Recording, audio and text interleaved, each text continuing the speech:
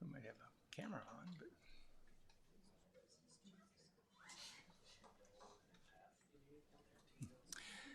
Good evening. It is now 6:30 p.m. on Thursday, August 22nd, and I call this meeting of the Bellevue Planning Commission to order. Please stand and join me in the Pledge of Allegiance.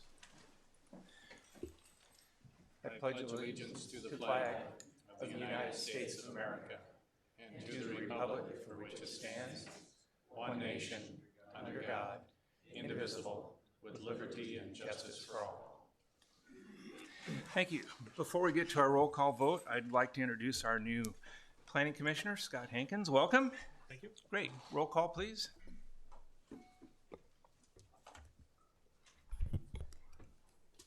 Mr. Casey? Here. Mr. Perrin? Here. Ms. Kane? Here. Mr. Arney? Present. Mr. Jacobson? Here. Mr. Ackley? Here. Mr. Hankins? Here. Ms. Cutsforth? Present. Mr. Ritz? Here. We have a quorum. Next item on the agenda this meeting will be conducted in accordance with the Nebraska Open Meetings Act, a copy of which can be found on the back wall of the council chambers. At this time, I'd ask all the commissioners and all audience members to please place your phones on silence or turn off any electronic devices that can disrupt our meeting. We have good weather tonight, so no weather advisory tonight. Restrooms are out the back door. Take a right, and basically go to the front of the building. As you come and leave, if you would, the microphones are very sensitive, so I ask that you keep that in mind. Thank you. The next item on our agenda is our approval of our minutes of our July 25th, 2019 regular meeting. Motion to approve as written. Motion by Ackley, second by Kane to approve as presented. Commissioners, please vote.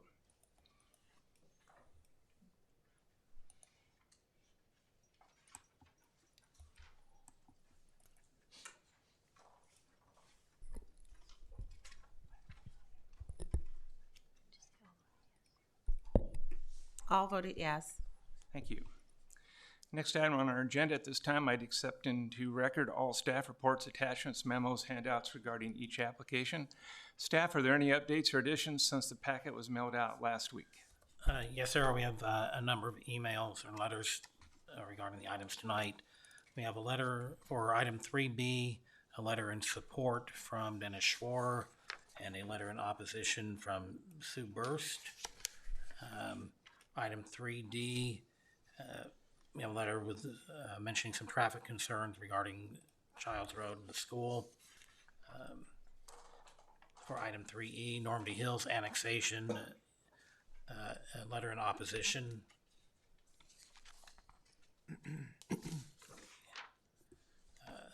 Item 3H, the SID 215 Piper's Glen annexation.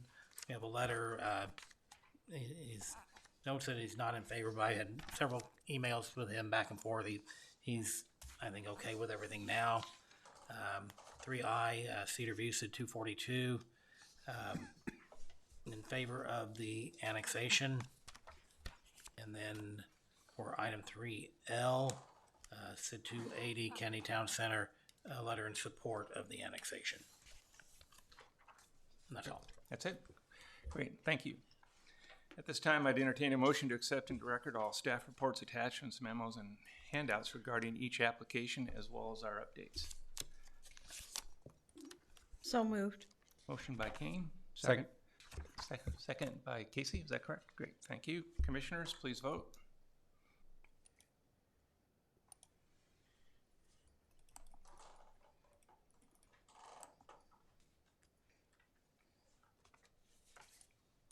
All voted yes. Thank you. Next item on our agenda is our consent item. We have no items on our consent agenda this evening, so therefore we'll move into our public hearings. We have, I think, a total of 14 public hearings this evening. Prior to item E, which are the annexations, I will ask staff for any general comments regarding all the annexations tonight on the agenda. I will announce each case, then ask if there are any updates again from staff and planning department. After that, applicant will have an opportunity to present their request, and after the applicant has been heard, I will open it up for the public hearing. The public will be allowed to provide testimony they would like to be considered into the record. Those testifying should come to the podium, state and spell your name, please, and your address. Sign into the record that I believe is on the table, but we may move it to the corner table if we have a long line for the annexations. I reserve the testimony will be limited to 3 minutes, and I reserve the right to shorten that tonight if we do have a large number of people stepping forward to testimony. At that time, I'll close the public hearing, ask each applicant for any rebuttal they may have, invite the commissioners to make their wishes known, which may include requests for clarifications, discussion points, as well as making a motion to approve or disapprove a recommendation to the City Council.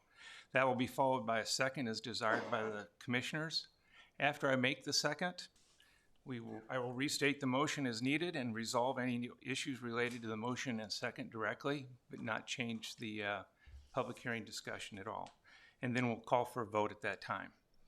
After the applicant has made the request, the public testimony is heard, and commissioners discuss their case. Please address requests to myself to speak so we can get it on the record in an orderly manner. And also I would ask, remember the golden rule, please address each other as you'd like to be addressed as well, please. With that, we'll move to our public hearings. Our first public hearing is item 3A. This is a request to rezone lots 1 through 72, outlots A through C, Bell Largo replat 1 being a replat of lot 81, and outlot F, Bell Largo from RG 50 PS to RG 28 PS to RG 8 PS for the purpose of multifamily residential development with site plan approval. Preliminary plats lot 1 through 72, outlots A through C, Bell Largo replat 1, and final plats lots 1 through 72 and outlots A through C.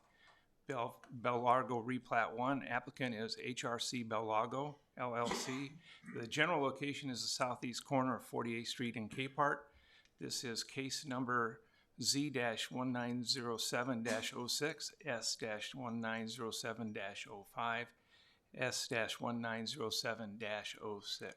Staff, on this particular item 3A, any updates? No, there are not. I would like to remind the commission that the applicant has requested that this be continued to the September 26th meeting. Great, thank you. So we have a request for continuation. I believe that will recall a motion, second, and a vote to continue it.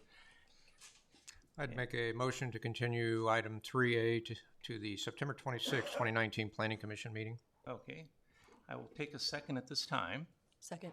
Okay, we have a motion and a second. Since this was advertised as a public hearing, even though we have a motion and a second on the floor, is there anybody here to publicly testify either for or against on this item tonight? Seeing nobody coming forward, I will close the public hearing. The motion and second still stand.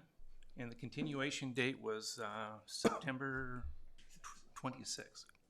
Great. Okay, commissioners, please vote for the continuation.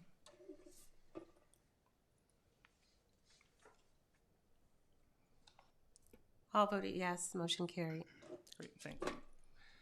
Next item on the agenda is item 3B. This is a request for a conditional use permit for lot 24, Child's Estate Acres, for the purpose of a self-storage facility. The applicant is Barney Barrett. General location is South 9th Street and Carey Street. Case number CUP 1802-01. Is the applicant here tonight? Would you like to come forward and... Not really, but...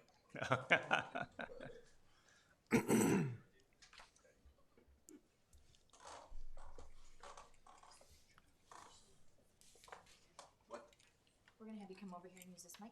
Oh, I probably can just come down or not? See you. All right.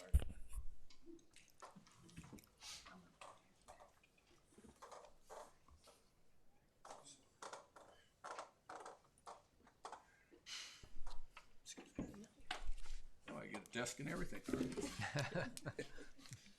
Hi, my name is Barney Barrett. This is my son Brian, who's my partner on this project.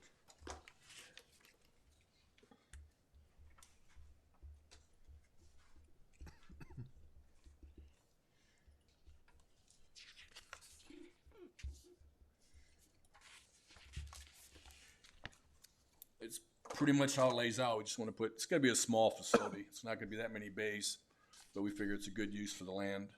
And we want to store some of our stuff in there from we're in construction. And, we hope to get everything passed the next month, a couple months so we can get going. We're gonna run out of weather here pretty soon. And we're in construction, and believe me, people are in a panic mode right now trying to get everything going, so. You know, if you don't get in the ground here next month or so, it ain't gonna happen.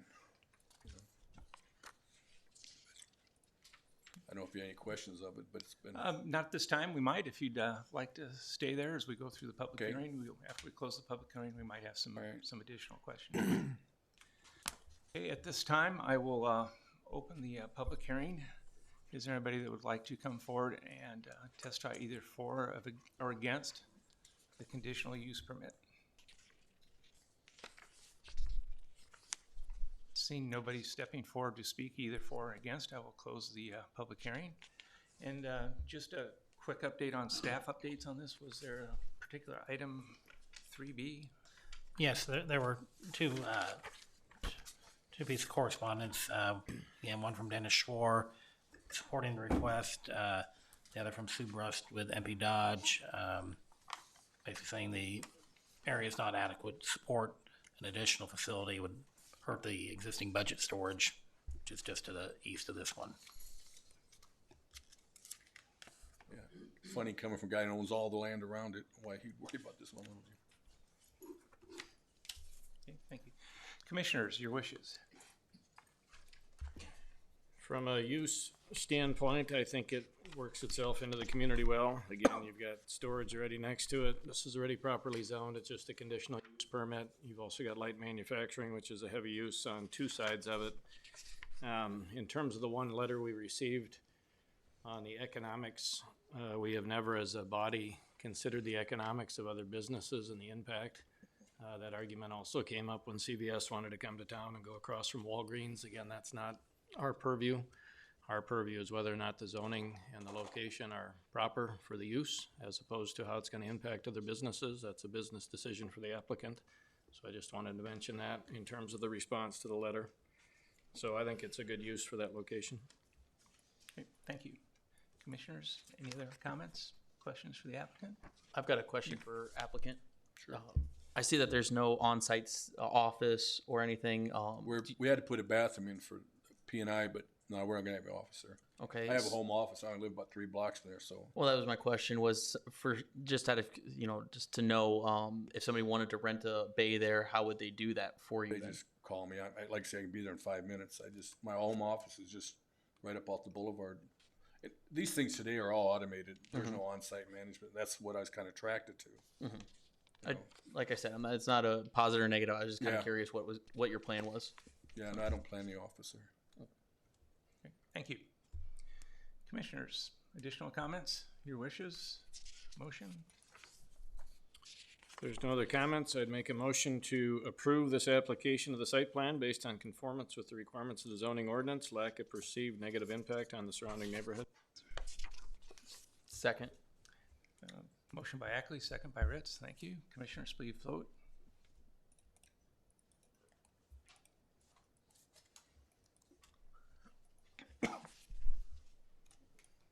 All voted yes, motion carried. Thank you. This item will go to the recommendation of approval to the City Council on September 17th. Excellent. Yeah, I might get this every time I come down. Our next item is item 3C on the agenda. This is the request for a conditional use permit for Lot 1, Milt's Addition, for the purpose of a self-storage facility, applicant Chandler Storage West LLC, general location 2715 Chandler Road West, case number CUP 1907-03. Staff, any updates? No, there are not on this item. Great, thank you. Is the applicant here tonight? Great. If you would, step up to the microphone, sign in, and state your name, please, and write down your address.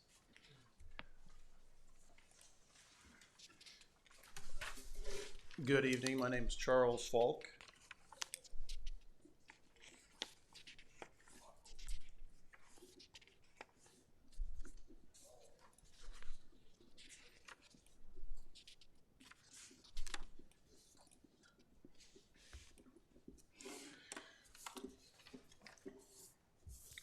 We're coming before you. We had been approved before for a specific configuration of buildings, and the grading and engineering was not completed at that point in time. Since then, it's 99% completed, and because of some changes, Planning Department recommended that we come back here before you to get approval. There's basically three differences from what was originally approved. We had a total of 6 buildings on there. We've basically taken 2 buildings, put them together, and then in that configuration, it added approximately 2,000 square feet to the complex. And then we've reduced the open parking stall count. And then there was a covered parking building that was located where the open parking is at. That had to be moved because of poor soil conditions. And those are basically the 3 changes that we're here before you tonight. Okay, great. Anything else you'd like to add at this time? I'm sorry? Anything else you'd like to add at this time? No. Okay, great. Thank you. We may ask you to come up in a few minutes. I will now open the public hearing for this conditional use permit. Is there anybody that wants to come forward and testify either in favor or against? Seeing nobody coming forward, I will close the public hearing for this conditional use permit. Commissioners, your wishes.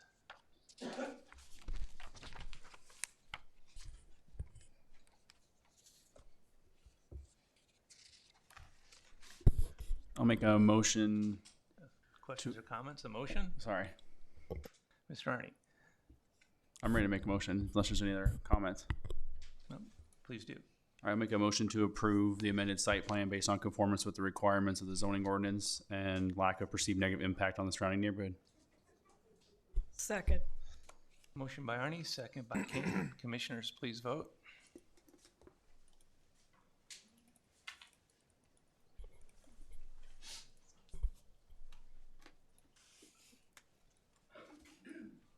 All voted yes, motion carried. Thank you.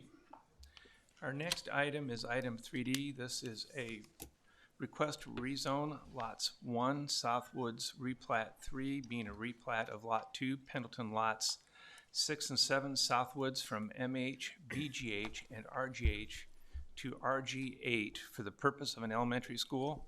Conditional use permit for lot 1, Southwoods replat 3, small subdivision plat lots 1, Southwoods replat 3. The applicant is Kenneth Hahn Architects. The general location is Fort Crook Road and Childswood West. Case numbers Z-1906-04, S-1906-03. Is the applicant here? Before we begin, I'm going to 1906-02. I'm going to recuse myself from this item for tonight. I will step outside and just let me know when you guys are done. Thank you. Let the record show that Mr. Ritz has exited the chamber at 6:47 p.m.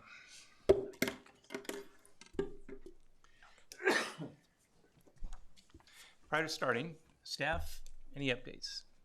Yes, we do have the email I mentioned earlier from Jerry Childers regarding mostly traffic and conditions of Childs Road. Earlier today, for the Planning Commission, there are 3 additional items on your Spark system. The conditional use permit agreement, which was updated to reflect the busing of students on the west side, the east side of Fort Crook Road that OPS has agreed to, and also 2 options for sidewalks along Childs Road on the south side of the school building. And my understanding is either of those options are acceptable to the applicant if the commission wants to recommend either one or neither of them, or not have a recommendation. Just let them do what ends up working out best for them. Great. Thank you. Applicant, have you signed in? We have. Okay, if you would state your name. My name is Kenneth Hahn, president of Kenneth Hahn Architects, and we're here representing the Omaha Public School District on this project. We'll let the others also introduce themselves here. My name's George Kelly. I'm with Jacobson, design manager, representing also Omaha Public Schools on this endeavor. I'm Lisa Sturba, Chief Operations Officer for the Omaha Public Schools. Okay, thank you. Any comments you'd like to make? Of course, after our visit a month ago, we went back and looked at what would be possible to make sure that we had the safety of the children accounted for in any kind of method to get them to the school. And you'll see in this conditional use permit, there's now a letter in there that's come from the school district that is saying, with the approval of the school board on the 4th of September, that there will be a policy to bus students that are within the 1 mile walk to school zone on the east side of the Fort Crook Road. And that would mean that any child that's on the east side would be bused. I believe there might be some conflict in the language between what's in this conditional use permit and on the agenda, because I think it's one of them says all students would be, but it's the students on the east side of Fort Crook Road that we're speaking about here, because we do expect the students on the west side that are within the walk zone to actually walk to school. So we have sidewalks in the project along Nebraska Drive. That's primarily because that is an improved street and it requires sidewalks by your ordinance. So we had sidewalks shown all the way down the property down to Child's Road. At that point, there is no other sidewalk to go onto. And so there was some concern, I think, that got raised recently about what do we do about that. So we have provided a drawing, if you can find that drawing, there we go, that shows two options. This was the first option where we would run a sidewalk down. It would not be against the curb, it would be away from the curb, up on the property that's part of the school district property, and it would come down then over. There is no curb. Well, there's no curb, correct, against the edge of the pavement. So we would come down then where the arrow is pointing toward the east side of the school. We actually have two entrances to this school. There's a west entrance and an east entrance. The real formal entrance is the west entrance. So the other alternative would be a stair that would come down where the green stair is shown. So the sidewalk would proceed from the intersection down to the green stair, and then that would be the way that people would come and get into the school from that side. We already have the sidewalk that comes from the entryway and continues all the way up to the north is a handicapped accessible walkway. Goes all the way up to Nebraska Drive. So we're having a handicapped accessible walkway there. The stair would not be an issue because we have other walkways that are handicapped accessible. So that is the way that we are looking to make sure that we have any foreseeable problems with pedestrians coming to the building be taken care of. Okay. Great, thank you. Any Anything other else you wanted to add? comments by the applicant? With the two options for the sidewalk, we really looked at line of sight and safety, and the reason we added that second option, that green option, was so that students weren't navigated towards the railroad or towards Fort Crook Road. We really wanted to keep them line of sight of the main entrance. Okay, great, thank you. Any other comments? Okay. If I could just maybe ask you to step aside one way or the other so everybody has a clear view, and when we close the public hearing, we'll probably have some additional questions for you. I will now open the public hearing. Anybody wanting to testify either for or against on this item, please step forward. Excuse me. Seeing nobody coming forward, I will close the public hearing and turn it over to the commissioners. Commissioners, your wishes, questions, comments? I have several comments. I don't know that they necessarily require a response, but you're welcome to respond. First of all, I commend you on the site plan and the design of the school and the parking and how you're separating buses from private vehicles. Very well done. Very impressed. However, location. I'm still concerned, as everybody mentioned last meeting, about the kids coming across Fort Crook Road and about the railroad track. So specifically to the point of the railroad track, the containment area from the tracks to Fort Crook Road is about two big bus lanes. My concern is, based on what it looks like the number of students there, you'll be probably running about 10 buses or so. And all those buses are going to also go to the east, so they're going to go across those railroad tracks. My concern would be if they pull out and with only 2 buses in front of them, the light turns red, nobody moves, and the bus gets stopped on the track. You know, and that happens sometimes, unfortunately. In this case, if you look to the south, the railroad track curves back to the west, and you have about 100 yard field of vision. So if a bus is stopped on the track, and the speed limit on that track, max speed limit is 40 miles an hour. UP says they run about 5 trains in there between 6 a.m. and 6 p.m. My fear would be that a bus would get stuck on the track with nowhere to go, and a train pops around the corner, and now we got a problem. So again, I don't know if you want to address that, if you've thought that about that, but that's a concern that I would have. I know what the guidelines for transportation are, that they have to stop at the railroad before they cross. So if they don't have safe passage, they would stop before they cross the railroad. So I don't know if that answers your question or allies any concerns, but buses are required to stop, have safe passage all the way across. So if there are 2 buses and one's at the edge, it's not going to be able, I mean, it by law can't cross that, or by our guidelines, can't cross that railroad. Again, my fear, I understand they have to stop, but my fear is that they would stop, they would clear, do all the procedures, start going, assuming everybody's moving, and then the light turns red and everybody stops, and now they're stopped on the track. But my other concern, you know, I know many school districts, and Bellevue Public Schools is in the same boat, has what we call obstacles of safety that we transport around, which is what you're proposing in this case. 4 lanes, in this case, five lanes, including the turn lane and a railroad track. And we say we're going to bus the kids across those areas because it's unsafe for them to cross. The reality is kids still cross those streets because they miss the bus or they race the bus. For whatever reason, kids still do it. And I know firsthand because I'm with Bellevue Public Schools, and I get regular calls from concerned citizens when they see kids dart across Fort Crook Road. So I appreciate the fact you're going to bus kids across there, but the reality is kids are still going to run across there. And when they run across in this situation, not only are they running across 4 lanes of traffic and a railroad track, but when they get across that 4 lanes of traffic or 5 lanes, they don't have a sidewalk to get on. So they have to walk up Childs Road, which MAPA study says about 1,400 cars a day on that road. So you got kids potentially walking on Childs Road. Again, I appreciate what and maybe that's all you can do is say we're going to bus you, get on the bus, don't walk across, but the reality is they still will walk across. And then in addition to that, because Childs Road is the border between Omaha Public Schools and Bellevue Public Schools, there's a lot of kids who live on the south side of Childs Road who attend Bellevue Public Schools.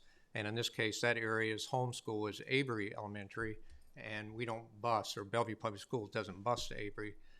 My point is there may be a lot of students who want to option into Omaha Public Schools because the school is, I can see it from my house, so why would I walk 1.5 miles to get to Avery when I can walk across Fort Crook Road? So again, I don't know there's an answer to this, but I suspect you're not proposing that you would also transport option students out of Bellevue Public Schools over to that area because they could come from a pretty diverse area.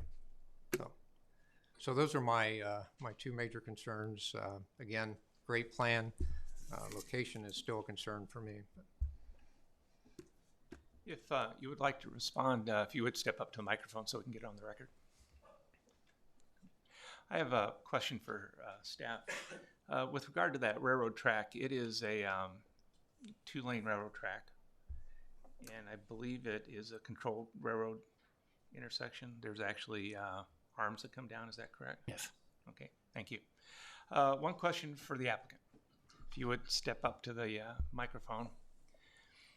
Yes, sir. I noticed that the design shows a little bit of potential expansion space for the future. It shows room for some relocatable classrooms. I believe there's 3 or 4 in the plan.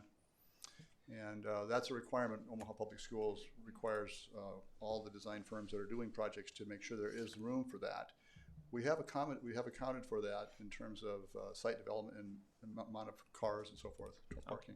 That was my next question, is it folds into the traffic pattern for both pedestrians and for cars and buses, is if you've looked at the expansion that you might do at this facility. Right. Okay, thank you. You bet. Commissioners, any other questions or comments? Yeah, a couple comments. Again, appreciate you coming back. I know our minutes reflect from last meeting. We had two main concerns. One was obviously on the safety. Mr. Casey has addressed a few of what he sees as the open issues. I guess I would add a few more to that. I mean, even if you agree that you're gonna bus everybody east of Fort Crook Road, the fact of the matter is, if I live a block behind South Roads and that school is 5 minutes away to walk, and I end up on a bus route that takes 30 to 45 minutes for my kid to get the same distance, chances are my kid's gonna go walking across Fort Crook Road and 2 railroad tracks. It's also known that kids occasionally miss the bus. And when that happens, again, we're gonna have kids on the east side that are walking across to the west side to get to the school. And I drove by there several times since our last meeting. In terms of the number of lanes, there's actually 2 lanes and 1 left turn lane as you're going south. There's also 2 lanes going north plus 1 turn lane. So you got 6 lanes to go across. Plus you've got what used to be a additional lane on each side that's now bicycle lane. So again, this used to be an 8-lane road. That is a tremendous span for kids to get across, and once they get to the west side, they've got 2 railroad tracks. And there's absolutely no infrastructure once they get there. Again, as Mr. Casey indicated, appreciate your site plan. You got sidewalks and lots of great stuff around there, and it looks like Nebraska Ave, you're gonna put sidewalks going back to the apartments. But the rest of Childs Road, and I drove it again tonight coming here, if you are driving east on Childs Road, there are places where the stripe doesn't even go before it hits the edge on the south side. And on the north side, there's about 1.5 feet, which again is adjacent to the street. It's not with a sidewalk, it's adjacent to the street. There's just no infrastructure there other than where you're gonna put your school. And the other item we had asked about besides safety was what are we gonna do in terms of infrastructure and the cost for it? Because again, any developer that comes before us, whatever expenses are gonna arise due to that development, we put the burden on them to pay for those expenses. There's absolutely nothing here to address other infrastructure, sidewalk, getting across Fort Crook and the track safely. None of it seems to be addressed, and I just can't support this item again tonight. Now, last month we had a conversation on holding it over to see if you can address the safety items, and that's what we did. At the time we had the discussion, I know you said 4 weeks is pretty short, but we'd rather try for that rather than push this off any farther. I guess I'll ask you the same question tonight. Do you think this is your best plan we're gonna get and it doesn't matter that we postpone it further? Or do you think there's more planning that can be done? Because from Mr. Casey's perspective, to me, it's location, location. I don't know how you stick a school in on that northeast corner of Childs Road and Fort Crook next to 8 lanes and 2 railroad tracks and make it work for a school. But it seems like just picking up the kids on the east side hasn't done much to alleviate the concerns we brought up last time. So does more time help you, or would you rather have a vote this evening on the plan we see before us?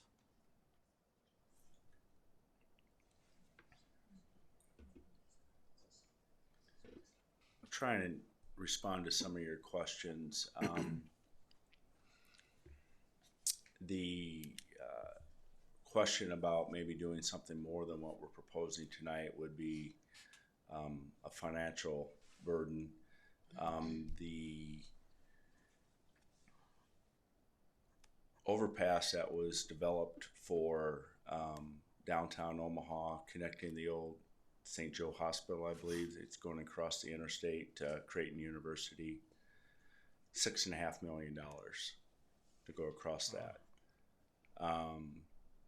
The air rights will also have to be considered for something like that in this property. It's my understanding in talking to somebody that works with Creighton that they sold those rights to the developer in basically the nick of time, and if they were not able to give those air rights or sell those air rights to the developer, it would take about 10 more years to reacquire those air rights to get across the interstate down there. So I can't say with 100% confidence that this would be a similar type situation in trying to develop something like that, let alone the monetary value that would be cost prohibitive to the district to be able to consider something like that. In response to the Fort Crook Road and the railroad aspect, you brought up Avery School. I spent a little time trying to understand what the Bellevue School District does in these situations. And from my limited research, it appears that they would bus any student that is on this situation, the west side of Fort Crook Road and the railroad tracks. And if you would maybe pan to the Avery Elementary School site, I could make the same argument that on the west side of Fort Crook Road and the elementary school, there is an undeveloped sidewalk that goes through the car lot and either some storage or some type of industrial area before it gets to a neighborhood. I don't know how Bellevue is addressing that from the school district standpoint, but again, from my limited research, it appears anybody that is on the west side of Fort Crook Road and the railroad tracks that attends a school on the east side of that division is eligible for busing. That is correct. So I struggle with that. We need to do more improvement than what the Bellevue Public Schools is allowing for their children. So it would be a safety issue for them also. I appreciate that absolutely, but on the other hand, this particular school is going to be located immediately adjacent to 2 railroad tracks and an 8-lane road. Again, the point Mr. Casey made, which I don't know if that was missed or not, but if you go, I guess let me ask this question. When buses leave there to go east, is that south entry, is that right across from 9th Street? Yes, it is. And that's where the buses would be coming out to go left to go east? Thank you. Go up to the microphone. They have the option of going either way. They could go to the west or to the east, but I don't know that I can predict which way they're going to go, but they do have an option to go either way. Sure. But again, by my prediction, and Mr. Casey, I don't know, you mentioned 2 buses stacked. I mean, it looked to me like about 8 cars from 9th Street until you hit the railroad tracks that would be backed up there. And I just cannot imagine the stacking that's going to occur between people trying to do drop-off or buses leaving or coming. Well, as part of the presentation to the City of Bellevue for this project, a traffic study was done. All the busing routes were incorporated into that study, and there was no mention of a problem in the study in that regard. So, you know, one of the things we talked about last month, Mr. Hahn, was whether there are any other schools that have 2 railroad tracks and an 8-lane road adjacent to them. Have we discovered any since last month? I didn't do any research to try to find any. Yeah, I just don't see this as a good location from a safety standpoint for students. And if I could respond to your question, sir, I guess the issue for me is Bellevue, to my knowledge, has never designed a school knowing that they're going to have to transport students across a safety zone. All of our schools you are correct, any student who lives west is bused east, but that happened because of the growth of the city and changing of attendance areas to accommodate the schools, not overcrowded schools. So same result, kids are bused, but I can't imagine Bellevue schools at this point would design a school that would require students to walk across the railroad track and 4 to 6 lanes of roadway. And I'm going to say that my concerns are the safety of the children. And this to compare this crossing with the crossing at Avery School, I know is not a good comparison because I taught at Avery School several years ago. And the road differences are amazing. This one is much, much wider. The children going to Avery have marked crosswalks, and they do not have to cross railroad tracks. We have a letter that we received from a resident on Childs Road, and their concern too is for the safety of the kids, and they wanted to know, what's going to be marked, what's not, how are they going to get across Fort Cook Road, and how are they going to get across Childs Road at times. Because there are times, like Mr. Ackley said, that cars are stacked up on that road also. I have real concerns about the safety at this corner for these children. There may be a fence. I would assume there's going to be fencing around the playground, the school area. However, with that much traffic in that area, we have to continue to worry about before school, after school, or even the student who thinks they need to go home by themselves, which is very, very, very rare, but could sometime happen. The safety is a major concern for me at this point. And I would echo those sentiments too. Safety of children crossing Fort Crook Road is a significant factor. I live just off of Fort Crook Road, further south of this location. And several years ago, there was a young girl who was crossing Fort Crook Road on her bicycle on the way home from school. So she was traveling at a faster rate of speed than somebody walking, and she was hit by a car. And thankfully she recovered, but I mean, safety is a very real concern along this corridor. And when it comes to stacking traffic, as far as it goes with railroad tracks, I can see how that would be a very real concern as well, because I come from a community where a school bus had gone through the crossing like it should, was stopped waiting for a light, and was hit by a commuter train, and 7 students were killed. So this is a significant issue. And I would have difficulty supporting this location for this school. Thank you. Question for staff, if I might.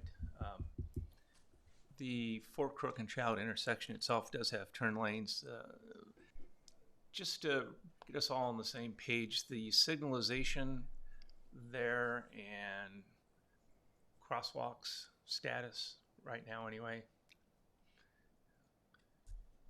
It is a signalized intersection. Okay. No crosswalks at this time, is that? If they're looking at the aerial, it doesn't appear they're crossed or they're painted. If there are, they're poorly painted. Okay.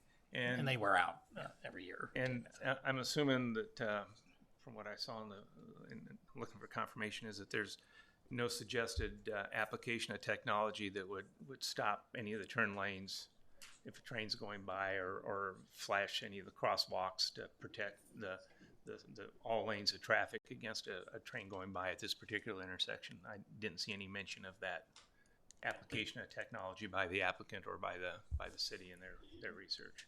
Right. Okay. Thank you. Just got Arnie, you have a question? a couple comments. So, as a father of a middle school daughter and a elementary son, safety is very, very important. I'm just not sure that this body. I appreciate the bus traffic thing, but that could be anywhere. Anywhere you cross the railroad thing, there's always human people not doing things the right way. I'm not sure this is the place to have the conversation about, is the driver of a bus going to be safe or not safe? I wasn't here last month. I apologize. I missed a lot of the conversation. I don't have 8-lane highway, but I'll give you a good example. Mockingbird Elementary School in Ralston, 91st and Q, 6 lanes. 45 miles an hour there. I know kids have to cross Q Street all the time there. So I just don't know if the way parents get their kids to school and what bus drivers are going to drive is for us to debate up here. I think we're here to hear an application about land use, and is this a proper use of the land, as opposed to an empty warehouse that, based on my research, the school district has owned since December of 2017. So there hasn't been taxes in 2018, 2019.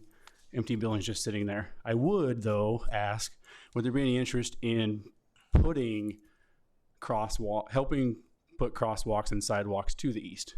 Being the fact there is no property tax revenue to the city of Bellevue, that would all be on them to provide all of that. But if they're going to walk to the east, why don't we give them the safest route we can give them to the east, as opposed to trying to force them all to go west?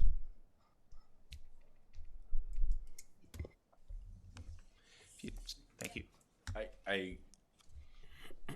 There's some challenges with the site from an infrastructure standpoint, and the improvement along there would be some type of financial consideration for that. But yes, we'd be willing to look at that. I just don't know what the impact would be to the school district to take on an additional expense. Would it be cheaper than the $6.5 million overpass, though? Oh, it would definitely be I'm cheaper just trying to help her a little bit, no, right? And so, yeah. I mean, she zoomed in there, and there's obviously no crosswalks at all. And I think Bellevue could be a partner in this, but if you ask them to front all that sidewalk and crosswalks and signalization, all of that as a non-tax thing, we aren't receiving any tax from you guys. I could see that but I think in my eyes, I'd be willing to consider if you could, get them a safe way across. She made a comment that the Bellevue school had ways to cross, and there were safety ways to cross. And so, again, I missed last month, so I missed something. And guys, I'm sorry, but it seems like we're trying to force everybody west, but we're concerned about people going east, but we haven't addressed going east at all. I think it might benefit the boundary, one of the proposed boundaries for the school district. I can share, I don't have it electronically, shows the majority of the students outside of that 1 mile walk zone. One of the considerations that the district, If you have a hard copy, you can hand it over to. Okay. Is it in the packet? It's not. It's not the ones that are in the packet? No. Okay, thank you. Sorry to interrupt. And this is current population. Yeah. So outside of that 1 mile, or within the 1 mile walk zone, we have approximately about 30 students that currently live in that district. And it's the yellow dots on there. The blue dots are the ones would be west. The green dots are the ones that are outside of our 1 mile walk zone. And so that was kind of a no-brainer for the district to say that, yeah, we'll pick up those additional 30 students. There's just not a lot of residents that are in that part of that walk zone on the east side of Fort Crook Road. Thank you. Commissioners, additional questions, comments, motion? I guess, Mr. Arney, in terms of the financial piece of this, that was one of the second thing that was brought up last month, which has not been addressed. And again, I think Mr. Killian mentioned one of the things they looked at was how do you get kids across there? Well, you put the overpass, and again, cost prohibitive. But there's been absolutely no discussion of how you get sidewalks other than on their site. There's been no discussion or commitment to how we pay for things that are going to get it set up, because ultimately, if we have the perfect site, but we can't get to it safely, everybody's going to be looking at the city of Bellevue, and any developer that comes into this town, when they do a development, they're responsible for the costs related to their development. And in this case, it seems like we're doing a complete punt on that. So even if you and I would be in agreement that safety is not in our purview, which I don't agree with that because that's part of our zoning ordinance, there's still the financial aspect here that's been completely ignored. And I guess I would ask the applicant again, we were here 4 weeks ago, and you asked for it to be put on 4 weeks later, even though we thought that was going to be pretty fast to get answers resolved. After hearing our discussion again tonight, do you think it will help you to have a little more time to come up with a better plan, or do you think this is the best plan we're going to get? Well, we want to move forward with the project, and we're trying to work with the city and trying to come up with a resolution that's acceptable to both parties. So we will take another carryover then. If the answer is going to be no, we need to figure out. We thought we were doing that with the planning department. It's been recommended by the planning department for approval, but obviously the commission has a different opinion. So we struggle a little bit when we're working with the planning department to come to a resolution that's being recommended by the planning department, but then when we get to the commission, it's a different outcome. So answer is yes, we will work with the planning department and trying to get something that will satisfy the commission so we can move forward with the project. So just to make sure I understand, from your perspective, rather than having a vote on this evening, you'd rather have a layover till September 26th? Well, I'm sensing that the answer would be no, and then we won't have a project to move forward with. We'll have to come to some other consideration. I don't know what the options are if it gets voted no, what our opportunity are to resubmit. You still go to the planning, you still go to the city council, even if the recommendation here is no. The planning commission of Bellevue is a recommending body. So everything goes on to the city council for their action. So I guess I have a slightly different question for you than Commissioner Ackley has, is that I'm appreciative of the safety issue, and I'm also appreciative of you're willing to take a 30-day delay to try and resolve this and working with staff. These are both quasi-governmental bodies, and so I'm particularly appreciative of the cooperation to try and make this work. The applications for not only rezoning but also for a conditional use permit, which does include the busing, which again is a good thing. It's possible with some agreement that you could be willing to we could put into the conditional use permit some sort of a modification to the wording that would go forth as a recommendation that you will work with the sidewalks, with the understanding that there might be some expense or jointly have. You either work with planning staff and also the city council as to what that ratio is and how that works out. And that I would turn that over to the commissioners to see how they find that flavor versus an actual delay or a disapproving recommendation. Again, for me personally, safety is paramount. Somehow they got to figure out the safety aspect of this. Secondly, with my taxpayer hat on, there's got to be a commitment that whatever infrastructure measures are needed to make this site safe, if we can get that done, there's got to be a commitment that they take that on. And I appreciate Mr. Killian, that's going to have financial impacts. You've mentioned that several times, but unfortunately for the citizens of Bellevue that are standing in this room or sitting behind this dais, this could all have financial impacts on us when we're looking at it going, obviously there's things that remain undone and who the heck's going to do them, and we don't have an answer for that.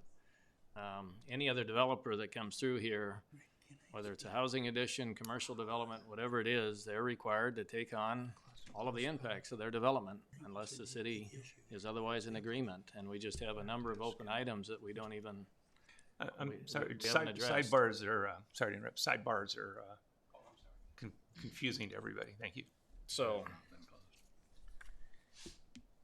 I guess based on the discussion and Mr. Killian, I would make a motion that we hold this over until the September, is it 26, Mr. Shuchek? Yes. September 26 meeting. Thank you. Second. Motion by Ackley, second by Kane to hold over to the September 22nd meeting. And in terms of discussion before the vote, again, we had two items we laid out in July. One was safety, and the second was the cost issue with getting all the infrastructure up to speed. Those are still the two items on the plate. We had a little more flavor on that tonight, but those are still the two items. So hopefully you can make some progress here before September 26th, but that would be good. Commissioners, you should have an icon on your screen to vote.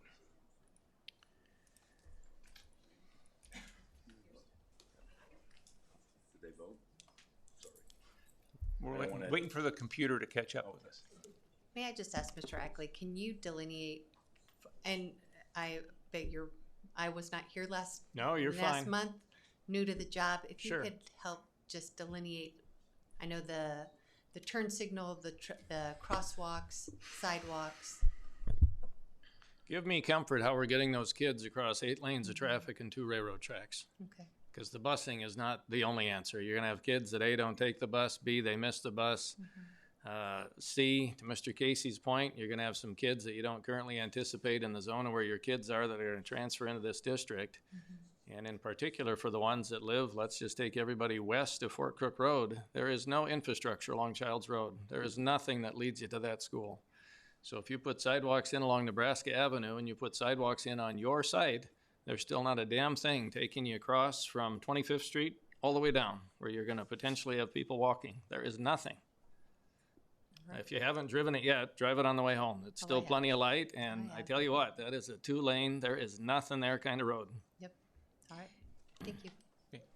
Thank you to the applicant. Commissioners, the vote has processed, I assume?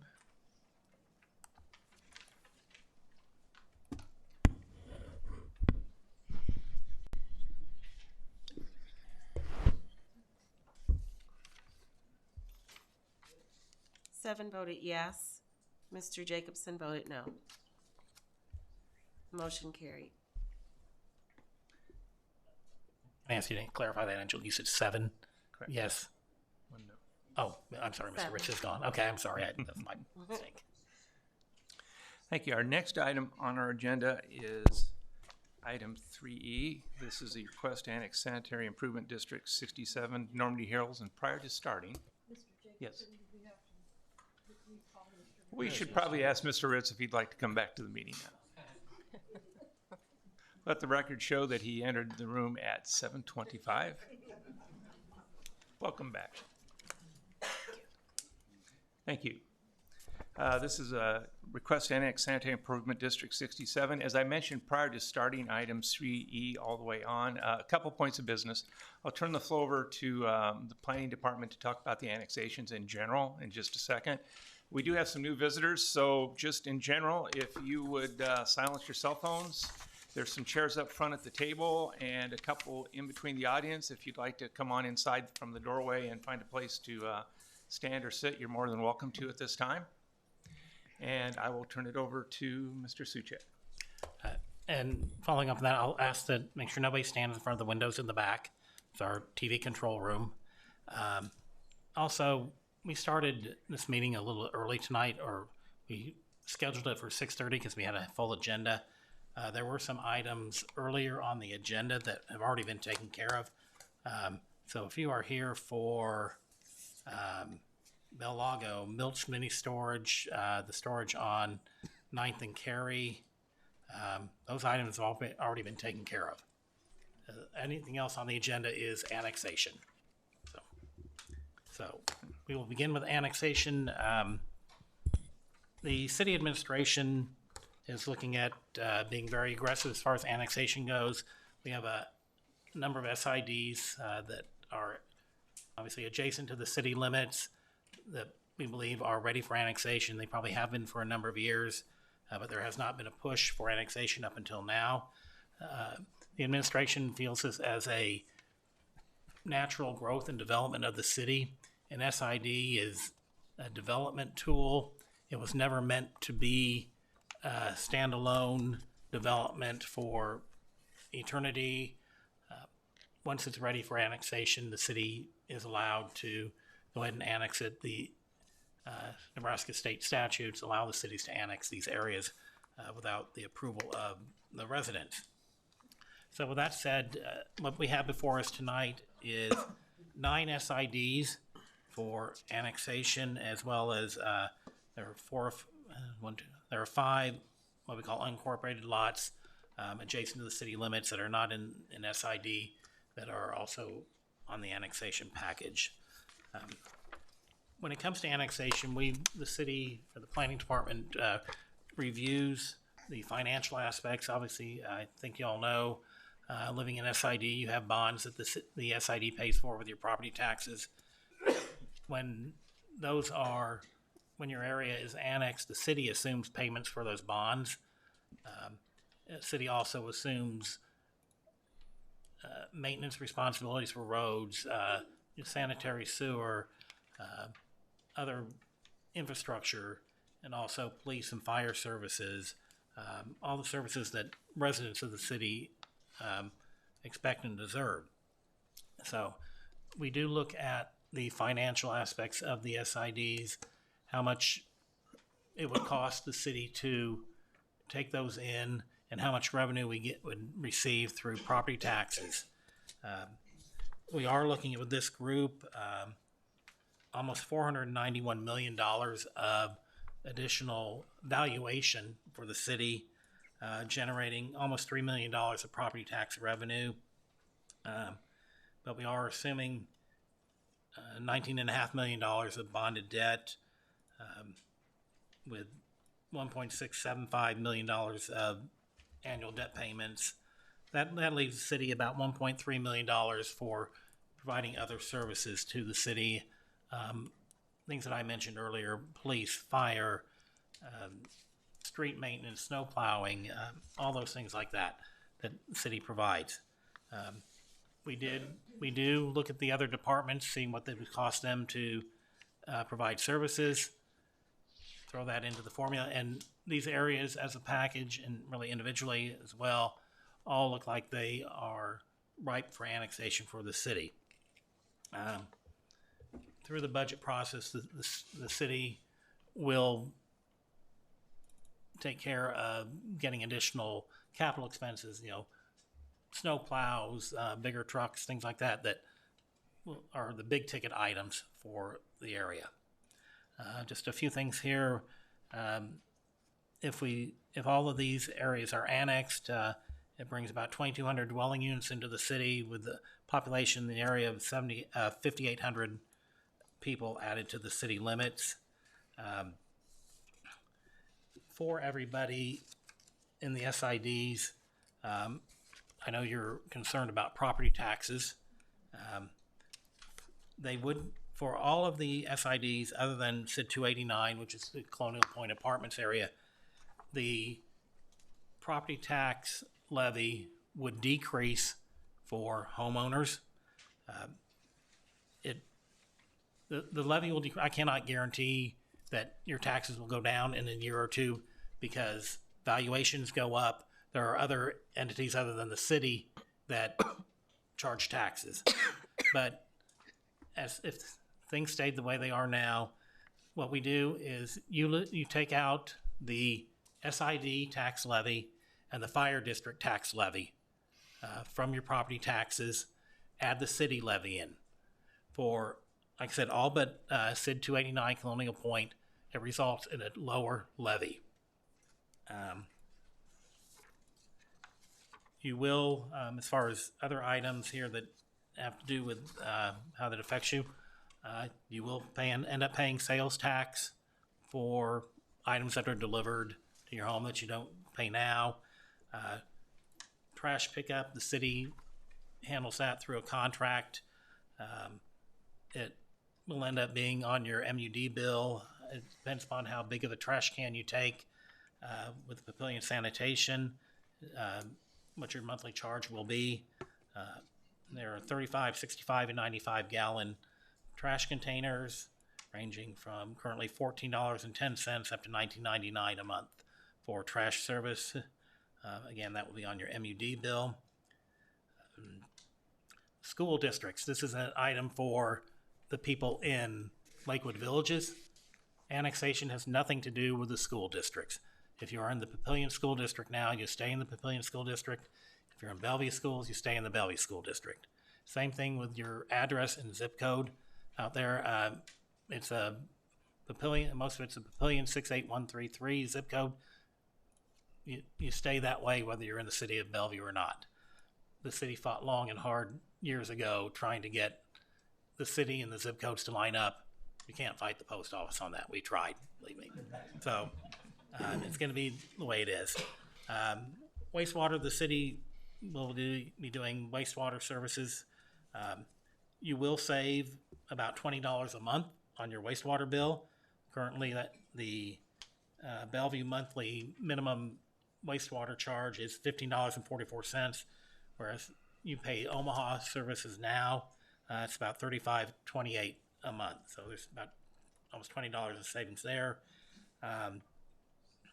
Other things, and you will be represented on the city council. You'll have a council member, actually two, a new ward member for you, as well as the at-large member. Once all the annexations are done and whatever gets approved, the city will be working with MAPPA to redraw our district boundaries. Obviously, it would add too many to the area that is now Ward 3 which is kind of southwest Bellevue. That district, if they left alone and added all these to 3, the district would be too large. It wouldn't correspond or be in compliance with statutes as far as having the districts equal or the wards equal in population. So we hope to get that done by the beginning of December. That way, if you want to run for city council next year, you can, or if you're in the right ward for that.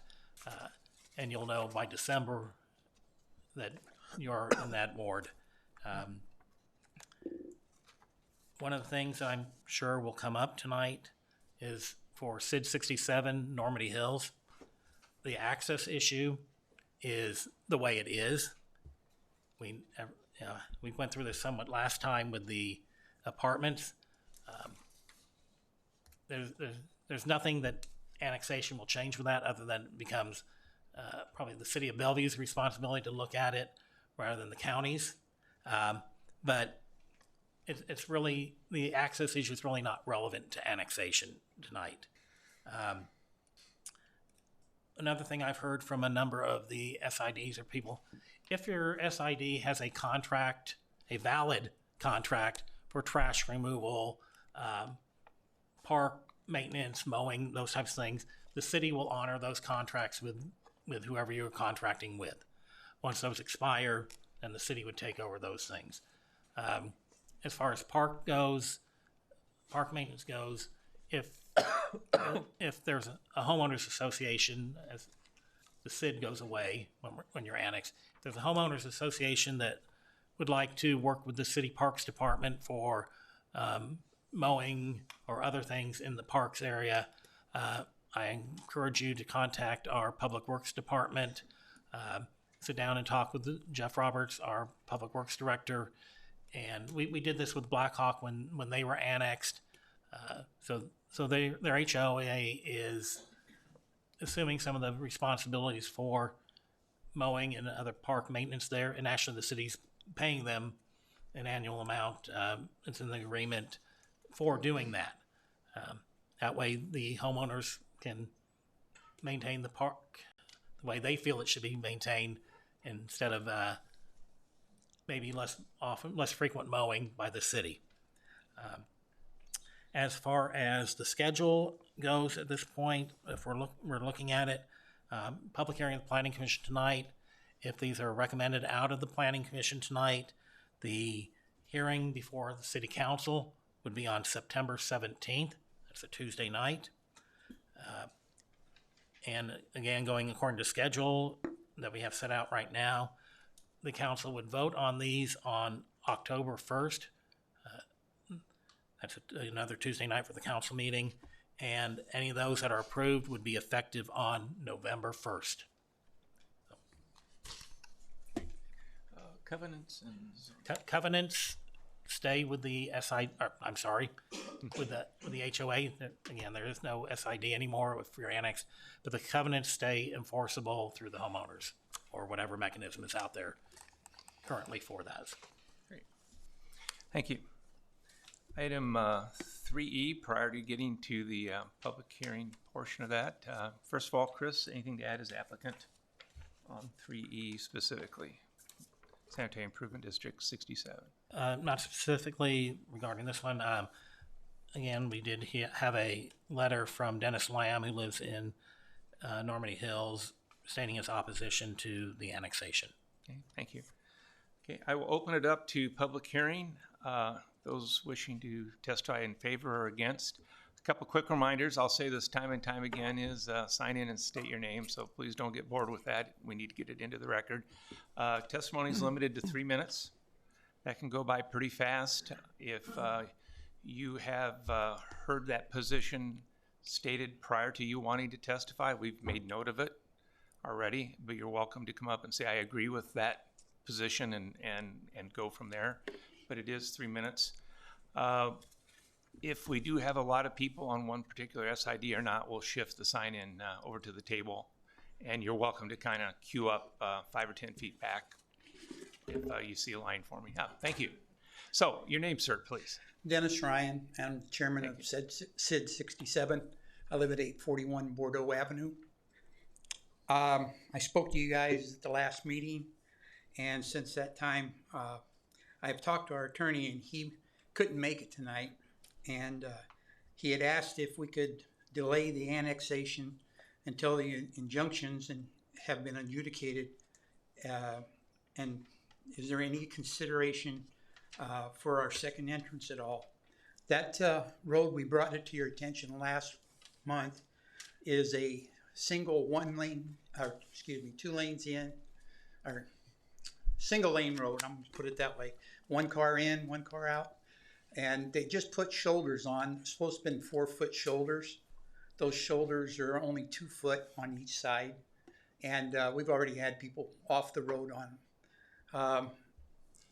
The company that wants to build the apartments, we think they're really nice apartments. I've talked to the developer. He called me personally.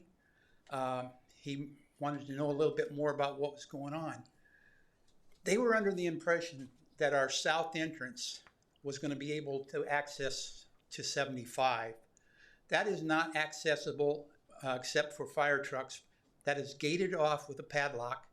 And when that fire truck comes from Bellevue, they have to come down 75, cross over 2 lanes of traffic. If I might, I think that was the topic of our previous discussion on the apartments. And I think the developer was going to go out for a period of time. I think we gave them 2 months. Yeah, they're coming back the 26th. And so this is really a question of zoning. Yeah, okay. And the road and safety issues, which are appreciated, no doubt. Right. It really is more appropriate for when they come back and they have a well, I can address more of that for you and too. And they can also then get back with both the commission and yourself and let you know what they've developed in the 60 days that we give them. So I would ask you to respect the 60-day cushion we gave them and let them do what developers do and come back to us. Yeah. Well, there's other things I wanted to bring up. Please do. The fields prior to at Fairview and South Fort Crook, that field is a farm field, and most of that property belongs to Darling, and they are already. From what I've been told, they've filed for injunctions to stop it because they do not want to be annexed in.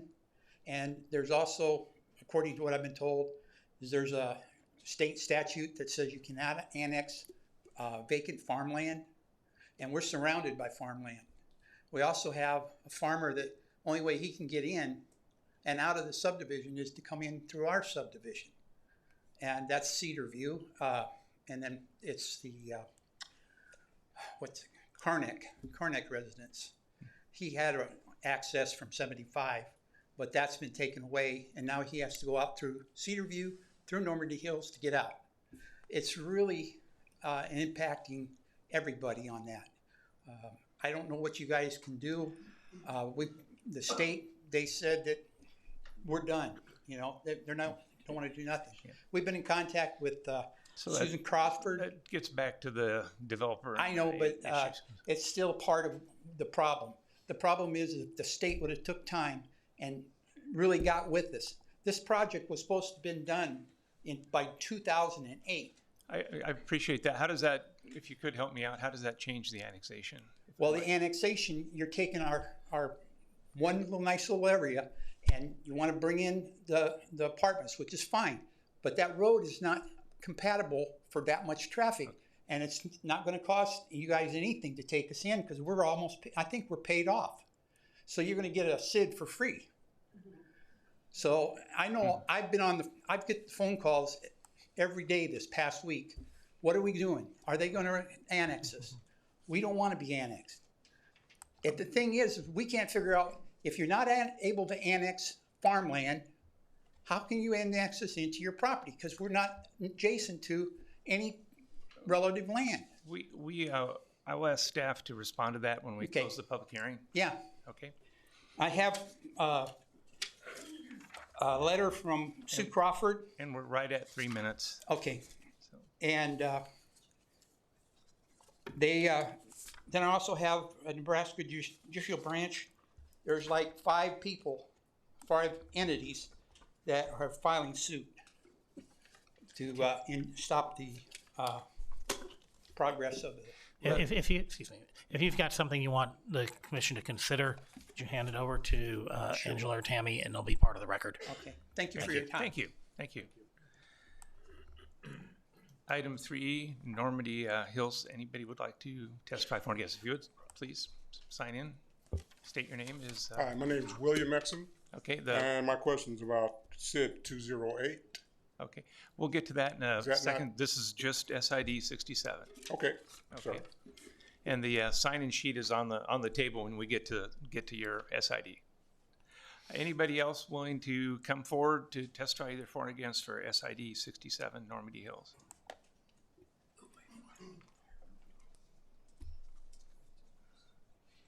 And again, this is annexation only.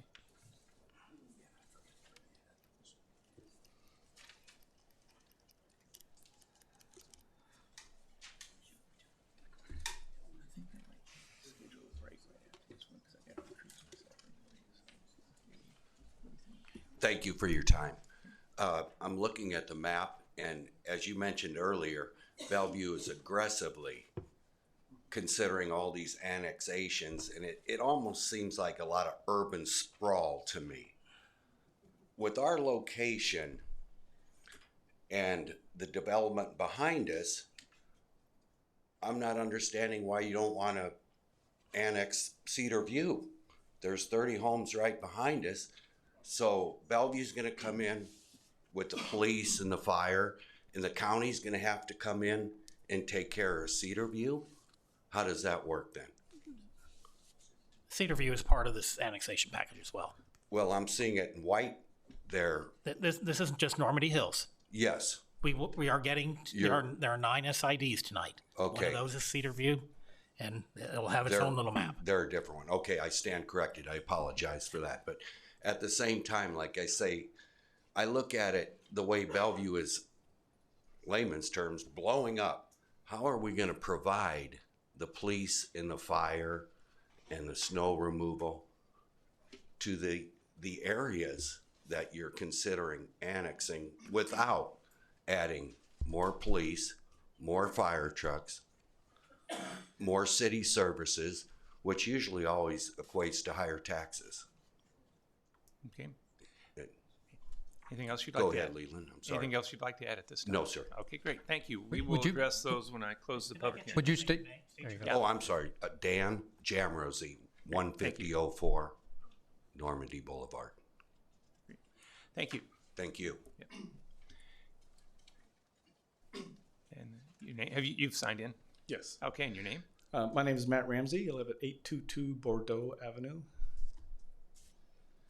And to kind of echo what Dennis had said earlier, previously there's a lot of green space that you had recommended not to be annexed by the Bellevue City Council. Unfortunately, Bellevue City Council has shown very little, very little respect for this department's recommendations. I think they've pretty much green-lighted everything that they've thrown out to ask to be considered, whether your board thought it was prudent or not. And as such, that land just to the north of us, which is owned by Darlington, currently they have filed an injunction to block that annexation. And if they are successful in that, then this land will no longer be contiguous with Bellevue City property. And as Mr. Suchek says, there are state statutes for annexation, and one of the requirements is that the land be contiguous to current boundaries. And if they are successful with their injunction, that will not be the case. Another thing of consideration is, even if they are successful, state statutes, interpretations generally say that it should be, one of the main ideas of a city is continuity, contiguity. Unfortunately, all the services that you said will be provided by Bellevue, these services will have to actually leave Bellevue city limits, transverse rural lands, and then re-enter into Bellevue city limits. It's just the way the annexations have been ordered, the sequence of them. And so, as such, my biggest concern is with that injunction out there and the possibility of that land not being annexed. It'll make, you know, I don't know how legally it proceeds if you annex us.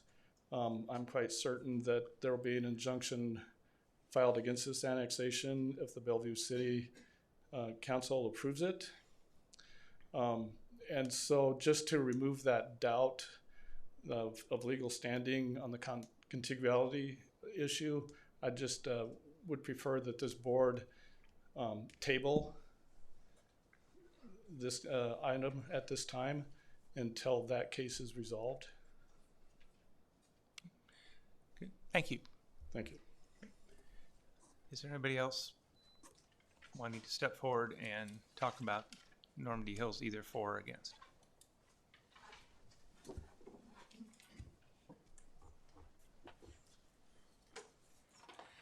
Seeing nobody coming forward, are you at Normandy Hills? I'm on the way. Okay. I thought you spotted an empty chair and were taking advantage of it. No, Sorry. I'm just signing in. If there's anybody else beyond this for Normandy Hills, feel free to queue up and sign in ahead of time. Sorry about that. I had a long walk. There's Not- a lot of people here. Not to worry. My name is Phil Eason. I live at 13809 Kelly Drive. And I was interested in the annexation that's already been gone through with the Darling property and the Kraychik property that is currently under, I believe it's in a lawsuit. Is that not correct? Or in question? Question I would have is if you go ahead with the Normandy Hills annexation and then lose that lawsuit, how's that going to be handled? Does that put the Normandy Hills annexation back out? Or does it stay in? We'll make note of that and address it at the when the public hearing closes. And then you also mentioned that all these annexations, all these annexed areas will be coming under the City of Bellevue maintenance. Is that correct? Correct. Has the city bought a maintainer yet? Because you've already annexed the property that leads to Darling Ingredients, and that's a gravel road. Just wondering how you're maintaining that since it's in Bellevue city limits. Well, very quickly, I'm going to assume that and we can do this after the public hearing, but Bellevue Street Well, it's Department. part of the hearing. Bellevue City of Bellevue has a street department that would be extended services to that. Past that, let's hold it off till we get to the end, and we can we'll vote all this. My next question is: are you going to handle the maintenance on the streets on the next annexation the same way you have on the last one, by basically doing nothing? So that would be my next question. So I don't know if you want to answer that or just consider it, but I think that would be something that you might want to consider, make some plans on. Because the road, I actually work for Darling Ingredients, and the road needs to be maintained, and it has not been since the annexation. So I would ask that that either be done. I don't know if you're contracting that. I don't know how you're going to do it, or if you're going to wait until the lawsuit is complete, what's going on. But I would ask everyone here to consider, and you to consider, how that maintenance is going to be handled, and if it will be handled in contingency with the annexations. So that's all I have. Thank you. Great, thank you. When we complete the public hearing for this, then we'll Interject one thing. I had the secretary make copies of the International Fire Code that you guys had signed off on, and I think I brought it up the last time. She has copies of it, and it states 30 residents has to have one ingress and one egress. So that's 2 entrances. We don't have that. So we're in violation. thank you. Okay, Normandy Hills, anyone stepping forward? Do I see anybody? We will close the public hearing for Normandy Hills, SID 67.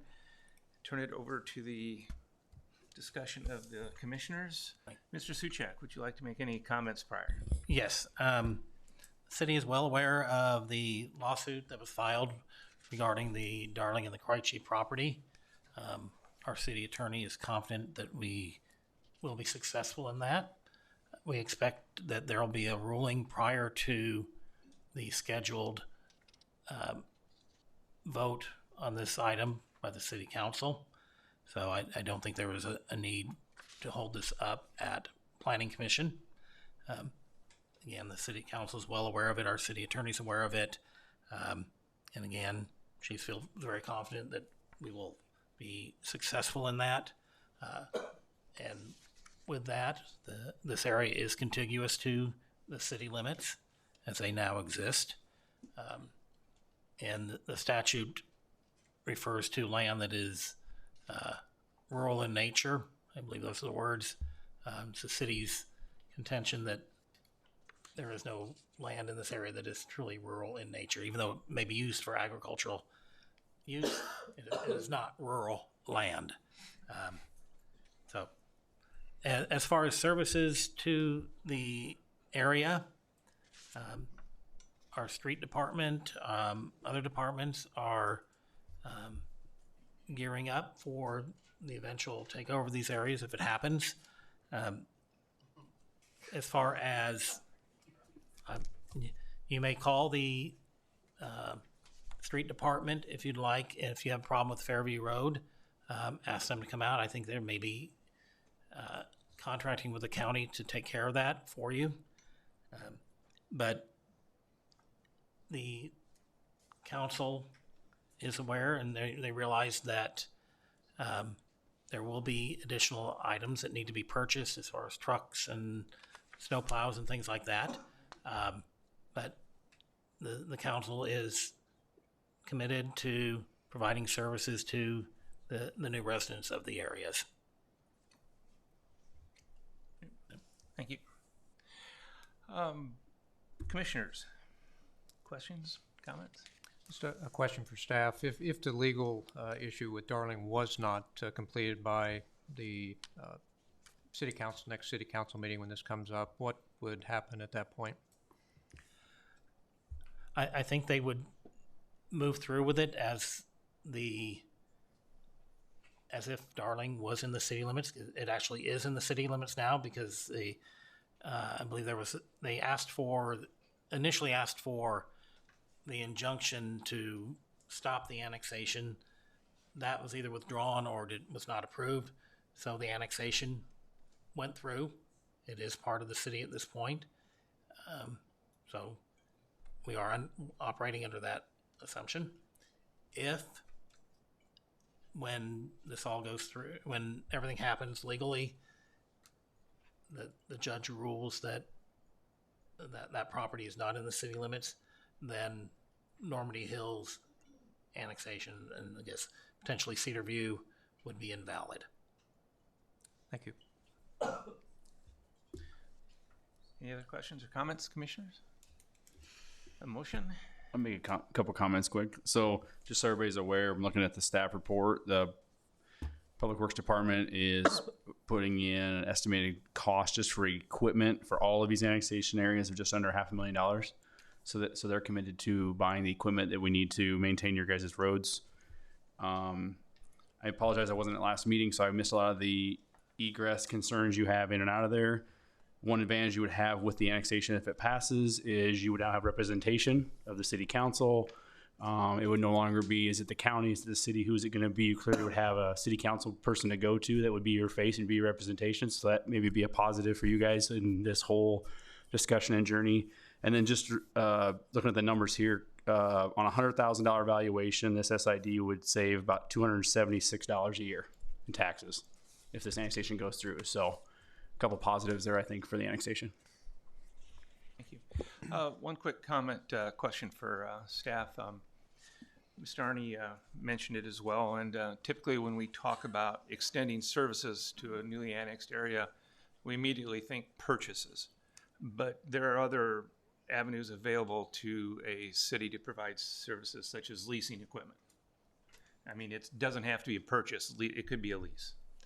That is correct. The city has in the past some of the big ticket capital improvement items leased equipment, so it's not a big upfront expense initially.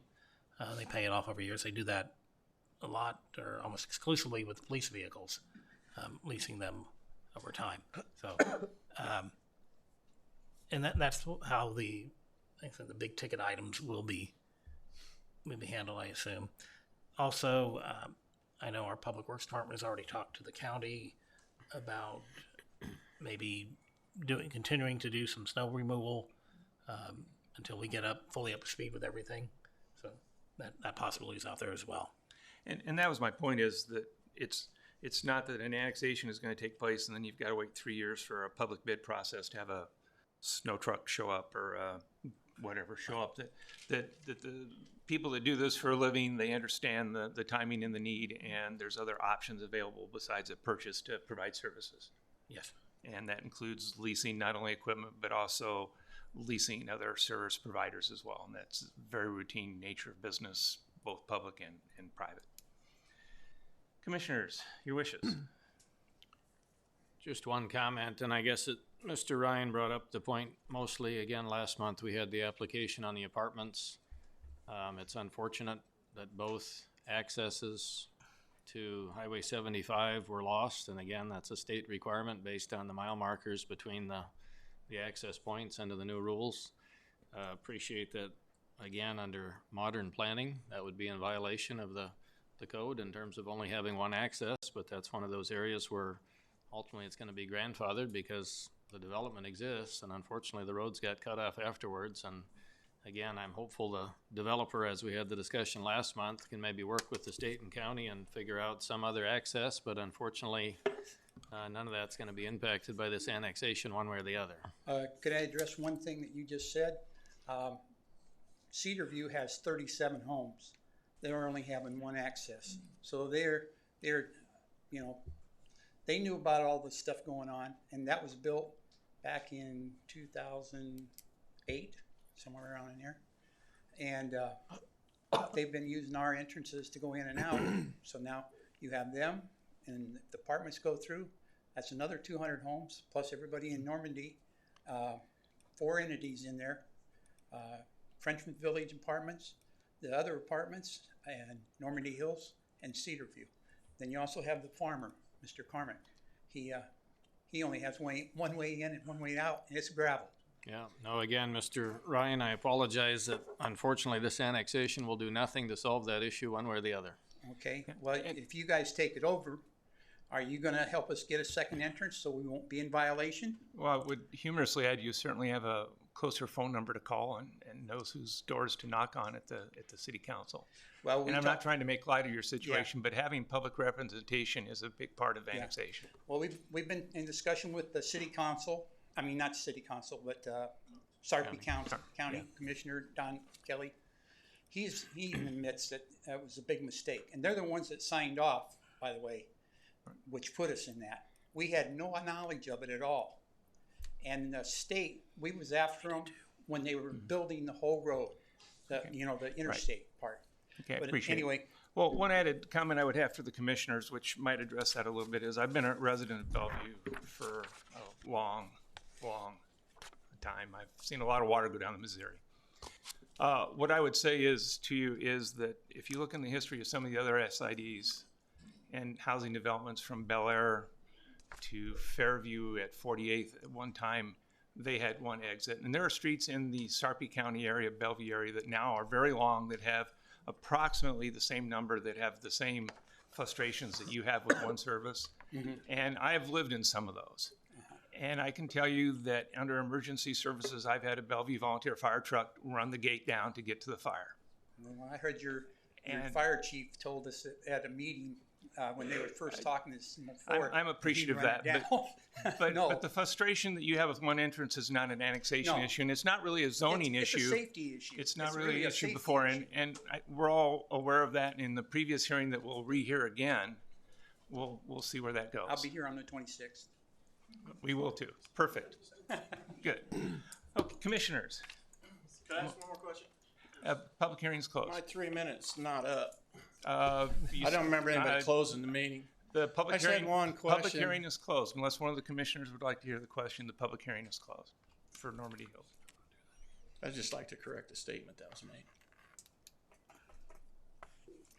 I'll leave that to the commissioner, one of the commissioners.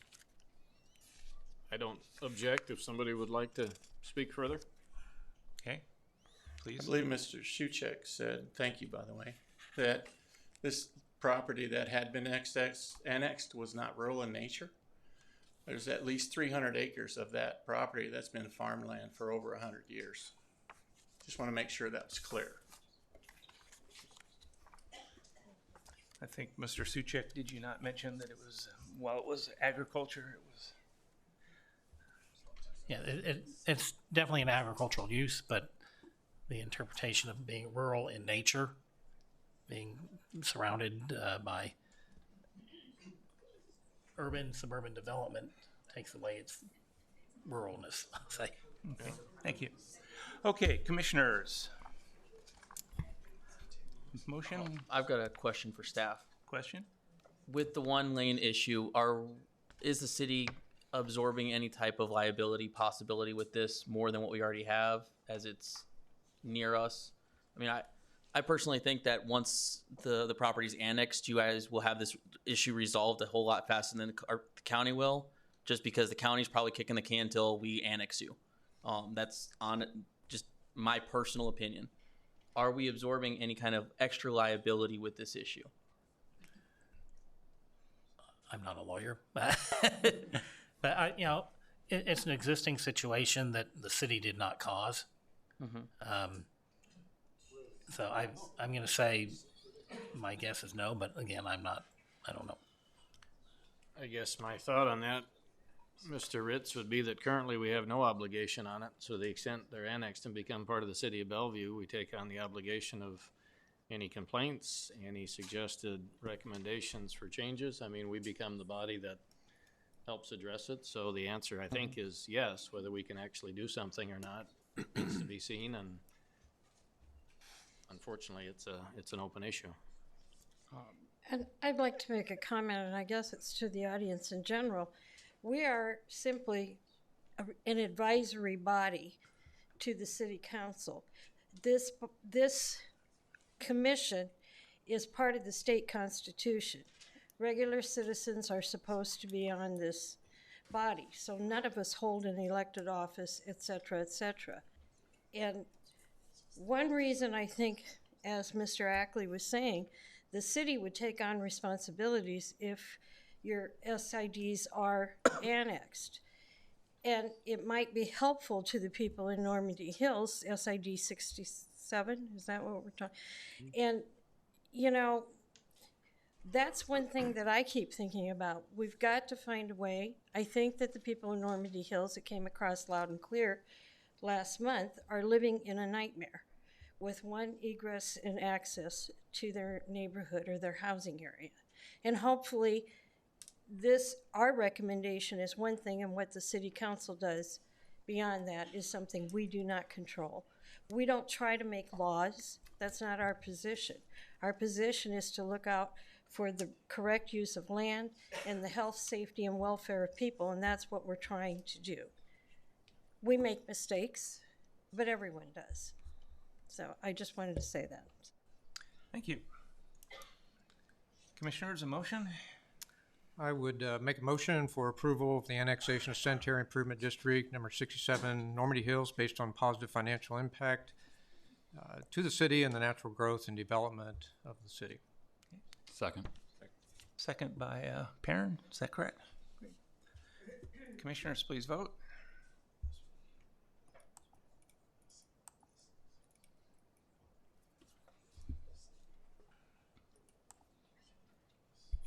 All voted yes, motion carried. Thank you. Our next item on the agenda is item 3F. This is a request to annex Sanitary Improvement District 180 Lakewood Villages.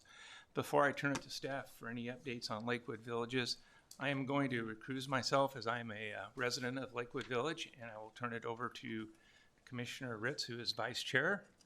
And after that, I am also going to suggest, as I leave the council chamber, as the item for Lakewood Village wraps up, I would suggest a 5-minute break, and then we'll come back into session.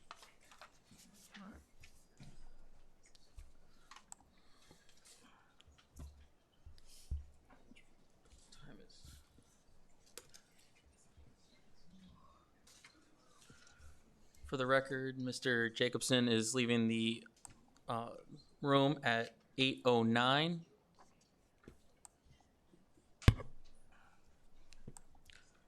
Item 3F is to request to annex sanitary and improvement district number 180 Lakewood Villages, applicant City of Bellevue. I have nothing further to add prior to the hearing. All right. Seeing nothing further, I will open up the floor to the public hearing. If anyone has anything to say for or against item 3F, please come up to the podium, sign in. We will limit to 3 minutes per person.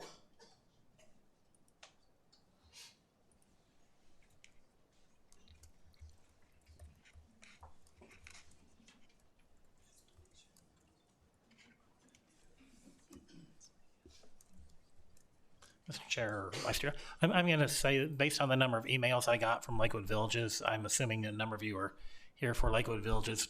I ask that you do line up, get your names on the list so that we can have a smooth flow from speaker to speaker. Thank you. John Leapak, I live at 12010 South 49th Street. Appreciate you listening to me tonight. Some of the concerns I have is our SID does a great job of taking care of us. And I don't know we're gonna have that same ability by the city of Bellevue that we currently have. A couple years ago, they determined that we had too many garbage trucks going through our SID, beating up roads. They took it upon themselves to go through and contract themselves, put into our current tax base. Taxes did not go up, and we have one trash service. They come through, and every spring they are updating roads, not packing asphalt into the roads just for a quick fix. They are saw cutting and replacing panels. It's the small little services we're gonna lose by being with the city of Bellevue. I can already see it. Do you guys know how many miles of road you guys are trying to annex tonight? Anybody? It's in the report. Yes, we have the miles listed for each SID. There's, I believe, in my opinion, way too much for you guys to handle. Yes, you can buy more equipment, but right now, are you gonna be able to hire the people to do it? There is more companies looking to hire than there are people looking for jobs. That's fact. We have city trees, SID public areas where the SID is taking care of trees, bringing in an arborist every couple of years to make sure that's all taken care of. We have snow removal, not only on streets, but also on our pathways that are used. I go for a run every morning at 5 a.m. I'm always running into to other people in the SID using those trails. It's a very well-used trail system. Are you guys going to be able to keep it going? These are the concerns that we have because and then you talk about representation by the city. We have representation by our SID. If we have a concern, we go to the board. I'm not sure what a City of Bellevue Commission is going to be able to do, or a council is going to be able to do better than our current SID. Those are my concerns, and I think if Bellevue could take a step back, and where you guys got this kick to just start annexing anybody you could find at this one moment in time, and try to draw that out over the next decade instead, so you can be well prepared financially with the right people in place to perform the jobs that are needed, you guys would be a lot better off. And if that were to happen, I might actually support being part of the city of Bellevue at that point in time. But you guys are cutting off a big chunk of the pie here all at one time. So thank you. Thank you. Hi, I'm Sherry Fletcher. I'm the SID chairman, and I have emailed you too, Chris, but I just wanted to make sure you're really aware of how much is involved in Lakewood Villages. We have, as he mentioned, I'm not going to repeat it, but we also have a park with tennis courts. We have a lot of trees. We have a lot of trail. We have a lot of stuff that is CID maintained, that would be city maintained.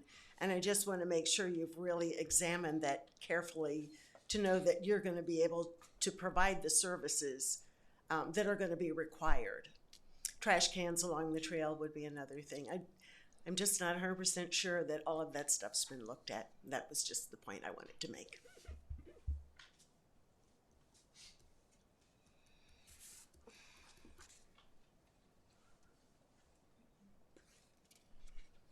I'm George Hoyt, 11703 Lakeview Drive.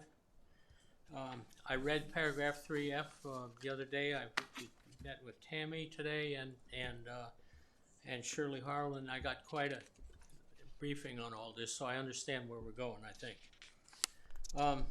I know I'm going to get a library card free, and I know my taxes are going to drop $200, and I know my garbage is going to go up about the same amount, so I'm going to net out about the same.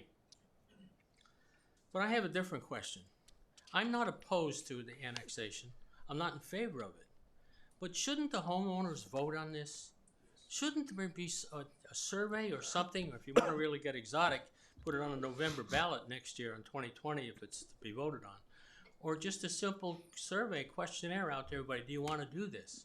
We don't have any say-so. You people don't live in Lakewood Villages other than Mr. Jacobson, who just walked out. And you're making decision for us. Maybe it should be voted on. It seems like the democratic way for doing that. Thank you.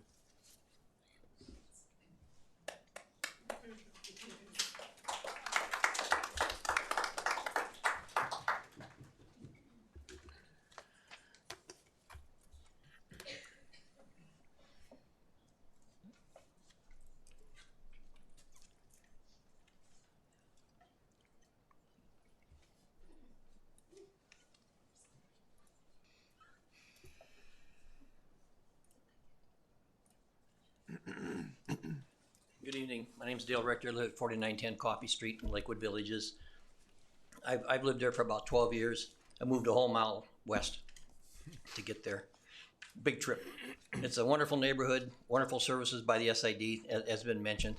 My concern would be we have a number of outlots.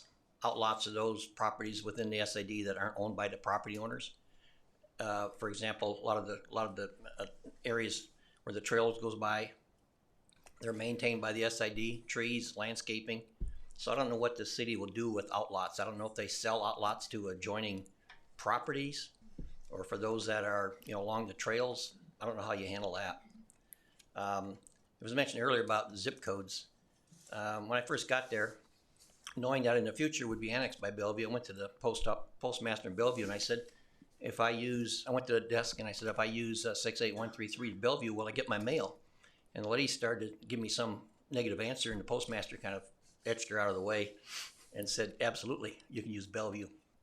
So I think it's a split zip code. Unless somebody tells otherwise, I've used it for my legal document since I moved in at, Bellevue 68133. I can't imagine living in the city limits of Bellevue and using Papillion. It used to be that way in Omaha. We used to have Omaha zip code back in early 80s, but that got changed. We could use Bellevue with 68123. That's basically my concerns. It's already been said about the upkeep, and I'm not sure if you're aware of this, but there's close to 700 properties out there, individual properties, with addresses on the apartments or not the apartments on your individual house, or whether they're duplexes or triplexes or quadplex. 700 properties, so. That's a lot of upkeep to chew off. We have wonderful Bellevue Elementary is on the western side of our property, and right next to it's a beautiful park with tennis courts and a covered shelter. And right now I'm a member of the Lakewood Village Neighborhood Association, and we provide a service. People can reserve that. We also have locks on the bathrooms because of prior vandalism, so it's a concern for the park department. How do you take care of that in the future? You just take off the I'll guarantee you take those locks off, there'll just be vandalism. You know, there'll be like they had, 12 years ago with people walking in and spraying graffiti. You got to remember, we're on the very west edge of Bellevue, so it's further for the police to travel, and fire departments. Between Bellevue and Papillion, we've always had good fire, but I think that's an agreement between the two city fire departments of who provides access out there. So those are my main concerns, that you take care of it as the SID does now. Thank you.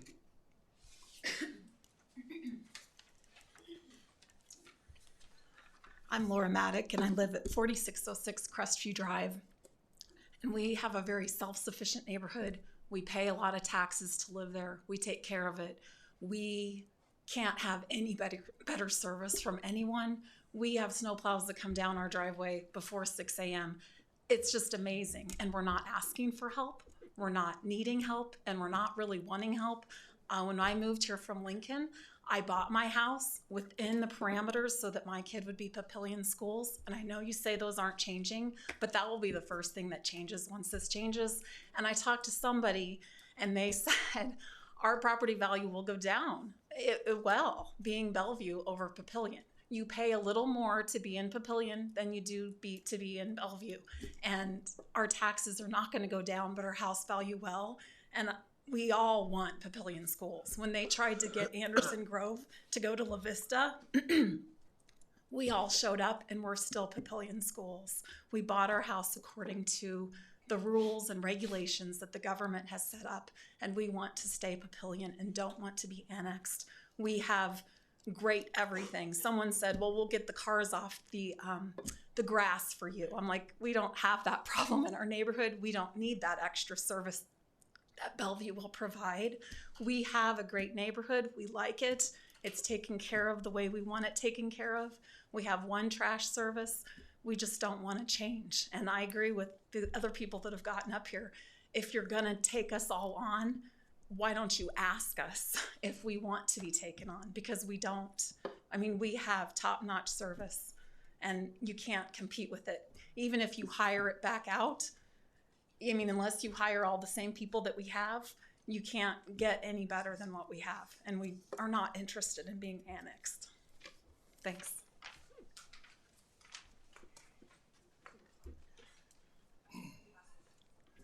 Hello, and thank you for listening to everyone tonight. I'm Chris Campbell. I live at 11602 Bay Circle.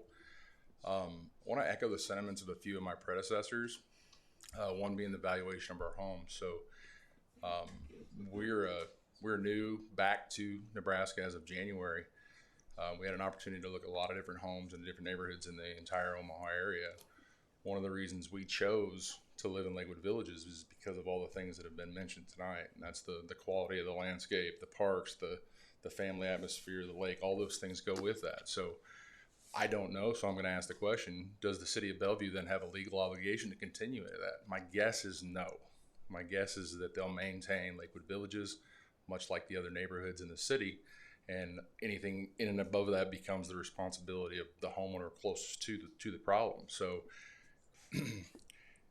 when I countered the assessment, the county assessor on the assessment of our home that we purchased in January, the first thing he said was, well, you live in Lakewood Villages. It's pretty easy to look at the numbers with the information you guys were provided. There's no question in my mind why Lakewood Villages would be on this docket. When you look at the amount of money, it's all there and it's all in the assessments, but you have to question whether that number is going to stick as the value of the properties potentially go down, and a lot of it just on the simple appearance of what's there. Like I said, the trails, the way that the whole neighborhood is groomed, it's a different community than what you see in some other parts of the Bellevue Papillion area. So thank you.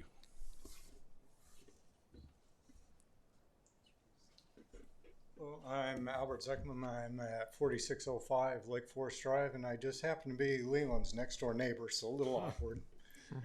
Our neighborhood's been pretty much self-sufficient from the get-go. The trails are very nice. Almost everybody uses the trails constantly. I always see my neighbors out there. The snow removal is awesome. Trash collection is very good. I've had no problems living there, and I really don't want to change it. I do a lot of cycling, and I can say the trails in our area are much better than what's in Bellevue. I know you may not have total control of all the trails in Bellevue, but I don't hear anybody advocating to fix problems when they happen. So I guess that's just my issue. Thank you.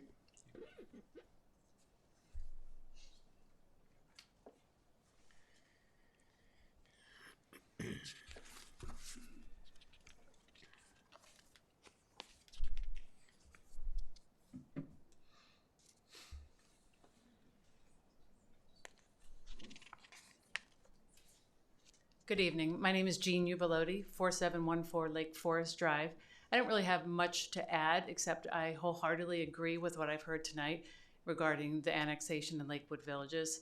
It's a great community. I love the fact that we're Papillion La Vista schools. I no longer have children attending schools. However, I am an educator. And I do know that when you're looking for a new home, the schools and looking at the schools and looking at test scores is very important to families that move into this community as well as other communities. And I know you've said schools would not change, but I'm not convinced that won't happen long term. And I'm really concerned how that would impact the value of my home as well as our whole neighborhood. Love the trails. I'm outside like many of our other neighbors have spoken here tonight. So I just want to reiterate, I agree with what I've heard here tonight. I'm not in favor of it. And I really wish we did have a say in this. Thank you.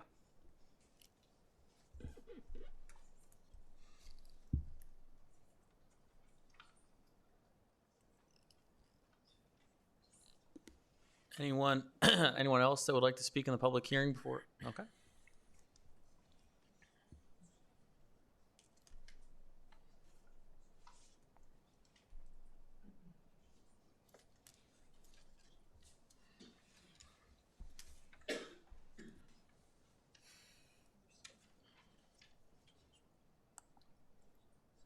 Good evening, Doug Johnson, 11903 South 47th Street. I wanted to, just since I'm here, echo everybody else that said this about Lakewood Villages. Also, at the same time, I wrote down your statement at the beginning that said, Nebraska statute allows annexation without approval of the residents.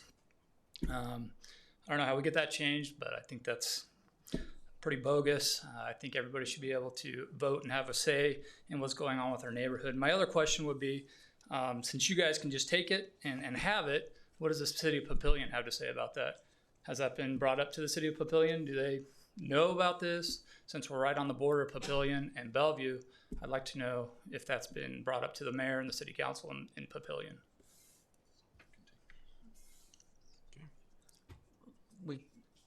Just a quick response. I'm trying not to respond to everybody each time. Absolutely. The city in Bellevue, Papillion, and La Vista have an agreement as to what their boundaries will be. So we are staying within the bounds of that agreement. Okay. And for, while I'm on that, the lady who spoke earlier about, knowing where she came, where her home was, and knowing it was in Papillion School District, it's always been in Bellevue's jurisdiction. I don't know if she built her home here or whatever, but any permit she's gotten has gone through the city of Bellevue. Everything's been through Bellevue in Lakewood Village. Yes. Okay. Would Papillion have the same right though to just like if they were doing this 3 months earlier, would they have the right to annex the SID 180? They would have been in violation of our agreement, and you're not contiguous to Papillion either. Okay. All right. I appreciate that.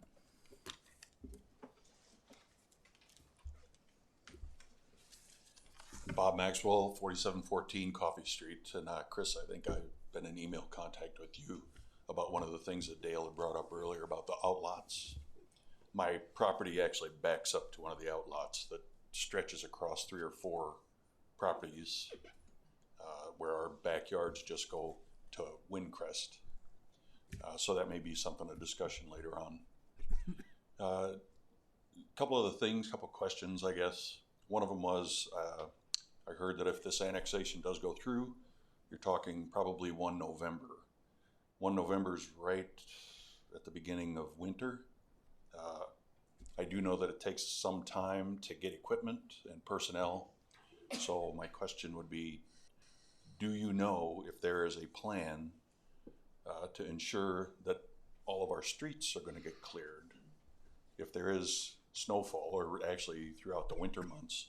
Because I don't know whether or not the department is already trying to contract with companies to buy snow plows, and whether or not they're going to be able to hire anyone additional right away to actually respond to any type of major snow event. My other question is that part of our community has what I call the swamp. There's an area over there, I guess that's wetlands, that has an awful lot of trees that have fallen in, and it's pretty overgrown. I think based upon the map here, that's all going to be annexed in as part of this group. So will that also be maintained to whatever standard it could be maintained, and possibly cleaned up in the future to maybe make that area a little bit nicer? So those are the only two things that I have questions on. I will say that I have, and kind of a positive note for Bellevue, I've had 2 instances where I've had to contact the city of Bellevue to ask them to respond to a couple of things. Very responsive, very quick, and even though we're in a SID and my address is Papillion, the response that I received from the city was quick, as well as efficient and suitable. So thanks for your time.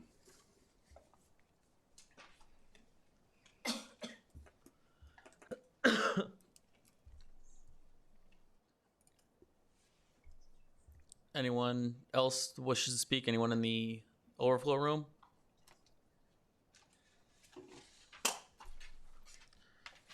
Seeing no one, I will close the public hearing and turn this over to the commissioners. Commissioners, what are your wishes? Or a couple things from the state law perspective. You know, Nebraska, I believe, is the only state in the nation that allows for SIDs, sanitary improvement districts.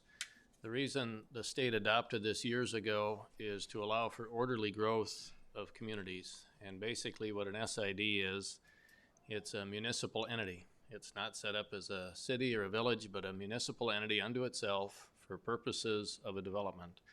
And with the SID statutes, developers are able to go out and issue bonds so that when the bonds are sold, the money collected, they can use it to put in the roads and the infrastructure to set up this new community.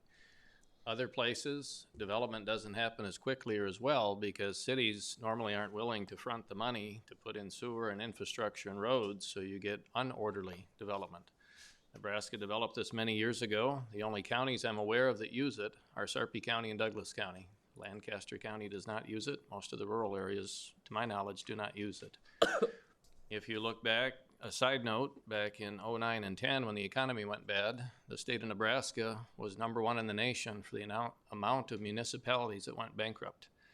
It's not because our cities and villages had financial issues like some of the bigger cities did. It's because SIDs are technically municipalities, and a lot of them went bankrupt because a lot of them were being formed just as the economy went bad, not enough lots were sold, and they went under. Again, these are just background facts. So as SIDs are developed and they're for orderly growth, the purpose of them is that at some point they will be annexed by the local jurisdiction where they're going in next to. And that's exactly what's happening here tonight for all of these SIDs. It's part of the orderly growth of a municipality, whether it's Bellevue, whether it's Papillion, Gretna, Omaha. This is happening all around us all the time. In terms of the biggest one that was probably controversial some years ago, you'll remember that Omaha annexed Elkhorn. Elkhorn got to a point where it had grown to just under 10,000. And again, by state law, they could still be annexed because they were under 10,000 population, and the city of Omaha did that annexation. Obviously very unpopular. So again, what we have before us tonight by state statute is planned. It is planned orderly growth. And I appreciate most of you, when you bought your houses, that was not sitting there on the top paragraph of your purchase agreement or knowing that, yep, someday here's the municipality that's closest to us, but it's a fact. So a couple things as to why it is that SIDs end up getting annexed. One is you're currently being serviced with a lot of city services that you're not paying for. The fact is, you mentioned how nice your area is and you keep up the parks better. It's because internally you're able to set the tax rates and you agree that these are the things that are important to us. And so we're going to pay our money to do these certain things. But at the same time, you're not paying your money to support the Bellevue roads, which you drive on as soon as you leave the SID.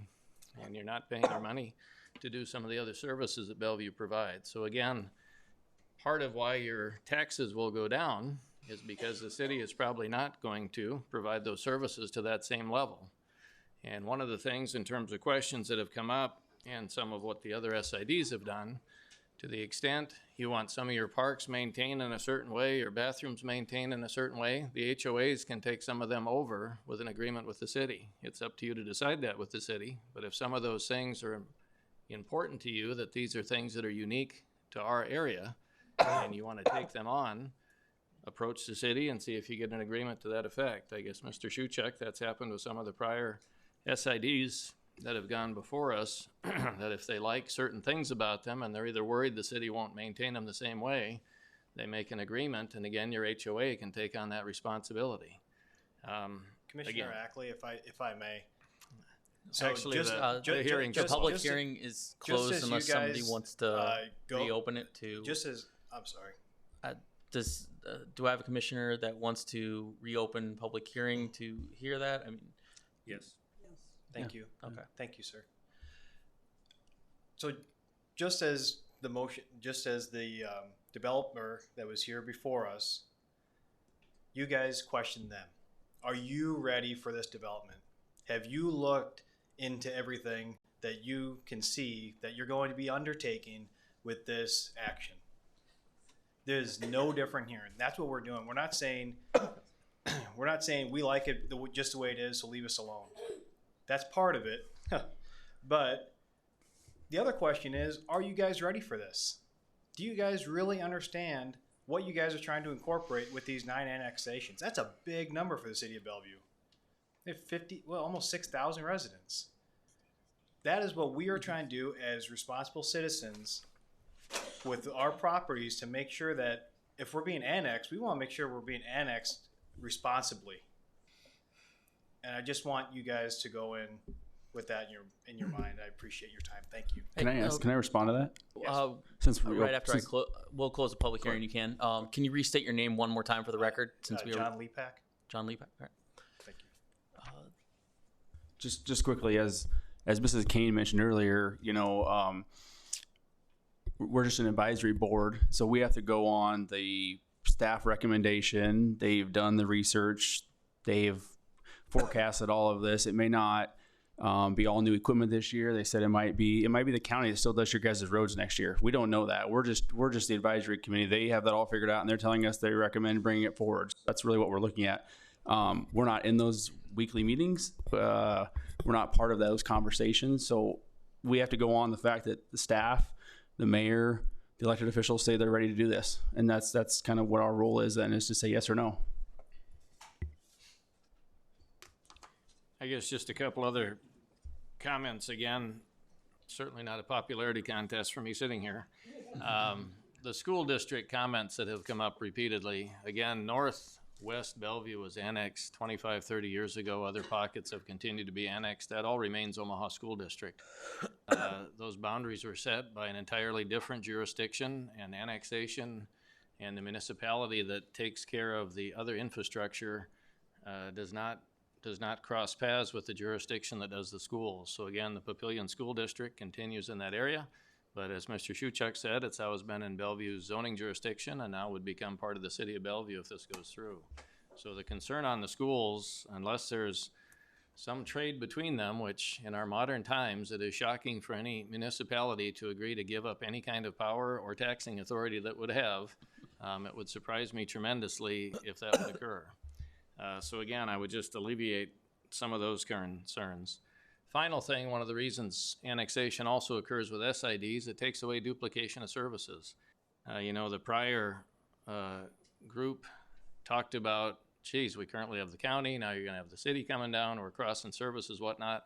We have that all over the city now. We have these pockets where the county take care of things. We have pockets where you as SCDs are hiring private groups to come in. A lot of times you're hiring the county to do those things. We just have all these vehicles crossing over the same areas doing basically the same services. And as municipalities continue to grow and expand, hopefully we get some savings by having the same group taking care of roads that are all contiguous to each other, as opposed to having 2 or 3 different groups coming in and driving on the same roads to provide those services. Again, like it or not, it's just one of those little facts that it's another reason why annexation makes sense, to pick up these pockets and fill in these areas. So again, appreciate it's gonna be change, and for the parks and whatnot, to the extent it's not kept up the way you exactly like it, talk to the city of Bellevue. To the extent there are unique things you're doing that when you look around at other places Bellevue takes care of and you're thinking, hey, this is unique to our area, talk to the city of Bellevue to see if your HOA wants to take that on. Because again, you still have the ability as an HOA. And you're taking our money to take care of that stuff that we want a certain way. You're taking that money and now you're saying you can still do it on your own. So now we need to pay more. So there's the tax savings right there. Well, again, that's from an SID level. Many of these have SIDs and HOAs. I guess I'm surprised by that, but. Well, again, as citizens, you can have folks that voluntarily get these organizations.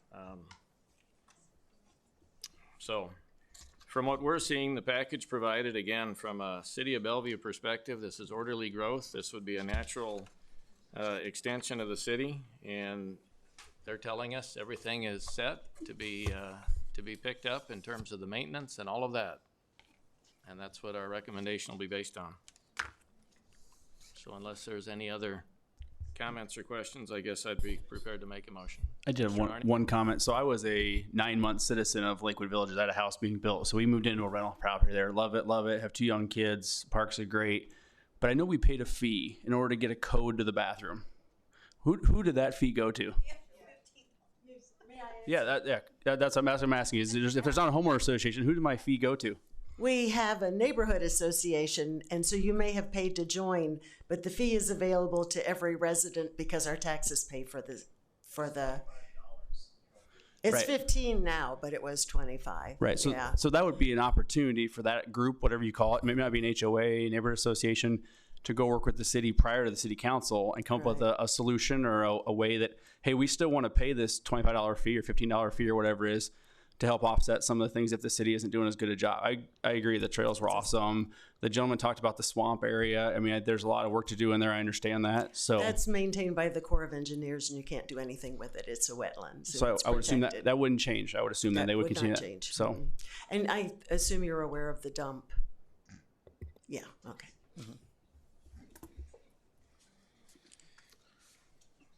Commissioners, any further comments, questions, concerns? I'd make a motion to approve of annexation of SID number 180 based upon the positive financial impact to the city of Bellevue and the natural growth and development of the city. Motion by Ackley. Second. Second by Perrin.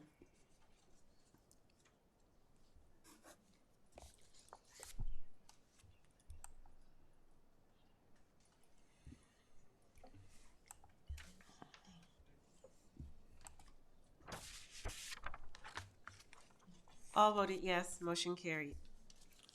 Appreciate you taking the time to come out. And again, please go to the city council for the next step of it to continue the discussion as you desire. This motion will go forward to the city council September 17th, which is a Tuesday night, and then further October 1st, I believe is correct. Action on October 1st. At this time, if Mr. Jacobson can hear, come back in. Oh, at this time, we're going to take a 5-minute stretch break. The time is now 8:43.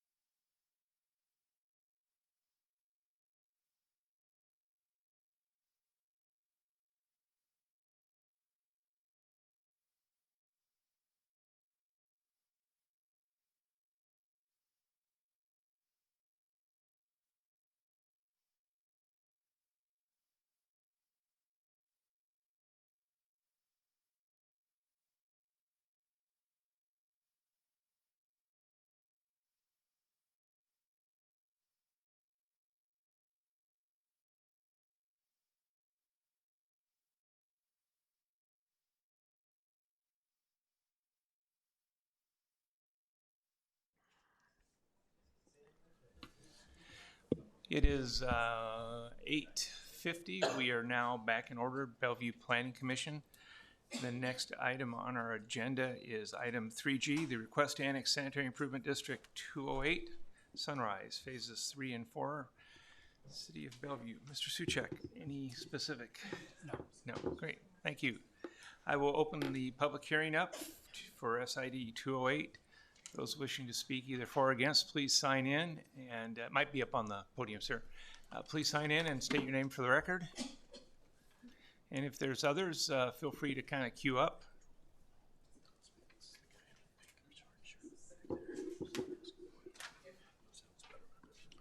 Hi, thank you. My name's William Exum. I live at 9304 South 28th Street in what we call Bellevue. I've got a utility question, and I've been known to ask stupid questions. So, Chris, I sent you an email. If you look at the picture, the red butts right up against another neighborhood. I guess I'm taking that as that's, sorry, what is that? I don't know. The red area is your SID 208. Okay. The area, I'll say north and east of that is the other parts of Sunrise. Okay, but that's not going to be at that's already in the city. That's good. So that nullifies my other question, because what I was going to ask you was, if there's a utility issue and that part of the annex didn't belong to Bellevue, what was the impact? So I guess I have no questions. Sorry to take up your time. Thank you for listening. No, not to worry. Thank you. Is there anybody else wishing to come forward on SID 208?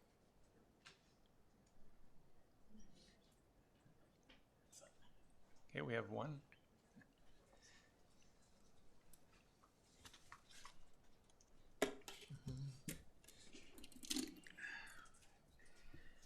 Arnold Adamski, 9703 South 27th Street, not Avenue. Because my mail gets mixed up quite a bit. For some reason, the mailman only delivers to our mailbox on our street. It's different than the rest of the street. They get a different mailman. But I do have a question. I want to make a remark first. I like the way you talk to those folks about that new school, because that is really, safety is really important. And I believe if they can't have it safe for those kids, that's definitely not the place to put it. I can't imagine my kids when they were young, 40 years ago, running across that highway and the tracks. Not that they wouldn't have, but I wouldn't want them to have done that. So I thank you for that. I do have a question on like, so I guess utilities. I have a street light that's been out for 9 months. Would that be something that you would all be able to work on when you took over the SID? Yeah. Yes. I know OPPD has a streetlight out number to call, but also our street department, because we pay for street lighting for the city, through the street department. They can address that as well. Right now, maybe in the next month or two, get your SID, because your SID pays for street lights. Well, that's what so maybe somebody from your SID, fixed yet. You know, somebody from your SID to call OPPD and get them going too. Okay. I also noticed that they're doing a lot of repair work on the streets on the SID right now. Would that be something that the town would take over? Yes. Once they, annexed Bellevue or annexed Sunrise. Okay, good. Let me see here. Oh yeah, flooding. okay? Okay, every year I've been there 12 years, okay? And for 12 years, we've been flooding between our two houses, going down through to the street, ruined my driveway, ruins part of the sidewalk. The SID came out, it was mudjacked 3 times. The last time the SID came out and they mudjack replaced part of the sidewalk, that was missing because it was had caved in and it was like a week before trick or treat. So hopefully, my neighbor and I, we had a drainage system put in between the two houses going to the curb. And for a decent amount of money. And I'm just hoping that Bellevue, when they come out there, that if they take over tearing up that street, they don't rip up whatever work that we had done, or at least replace it. Because that's quite a bit of money, along with the thousands of dollars I had to spend getting a new driveway. But anyway, that's about all I have. And but I do like our neighborhood. And Thank you. hope things work out. One quick comment before you step away from the podium on streetlights is that OPPD also has a very good presence on the web, and they also have an app, streetlight app for your phone. So you can report the streetlight outages in numerous ways to OPPD, and they're actually anxious to hear from you, and they look at those very quickly. So your SID, the Bellevue Street Department, or OPPD via phone, web, or email. Anybody else stepping forward to testify either for or against annexation SID 208? Seeing none, I will close the public hearing. Commissioners, discussion, your wishes? Seeing no future comments, I'd make a motion for approval of annexation of Sanitary Improvement District number 208 Sunrise, based on positive financial impact to the city and the natural growth and development of the city. I will second that. Second. Okay, let the record show. Second by Commissioner Cutsworth. Commissioners, please vote.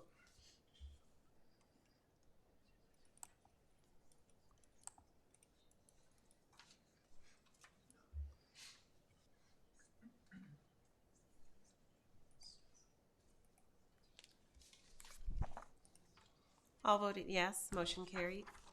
Thank you.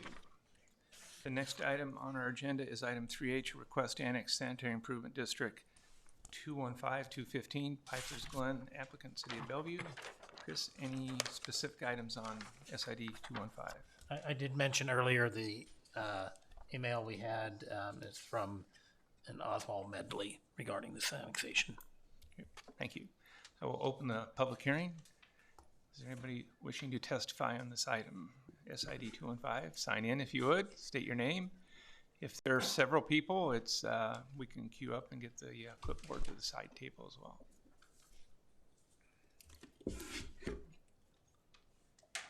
Thanks. Good evening, Herb Evers, clerk for SID 215, Piper's Glen. Please annex us. And with your recommendation for annexation, please make a recommendation for further or more public safety. That's it. Thank you. Have a good evening. Thank you.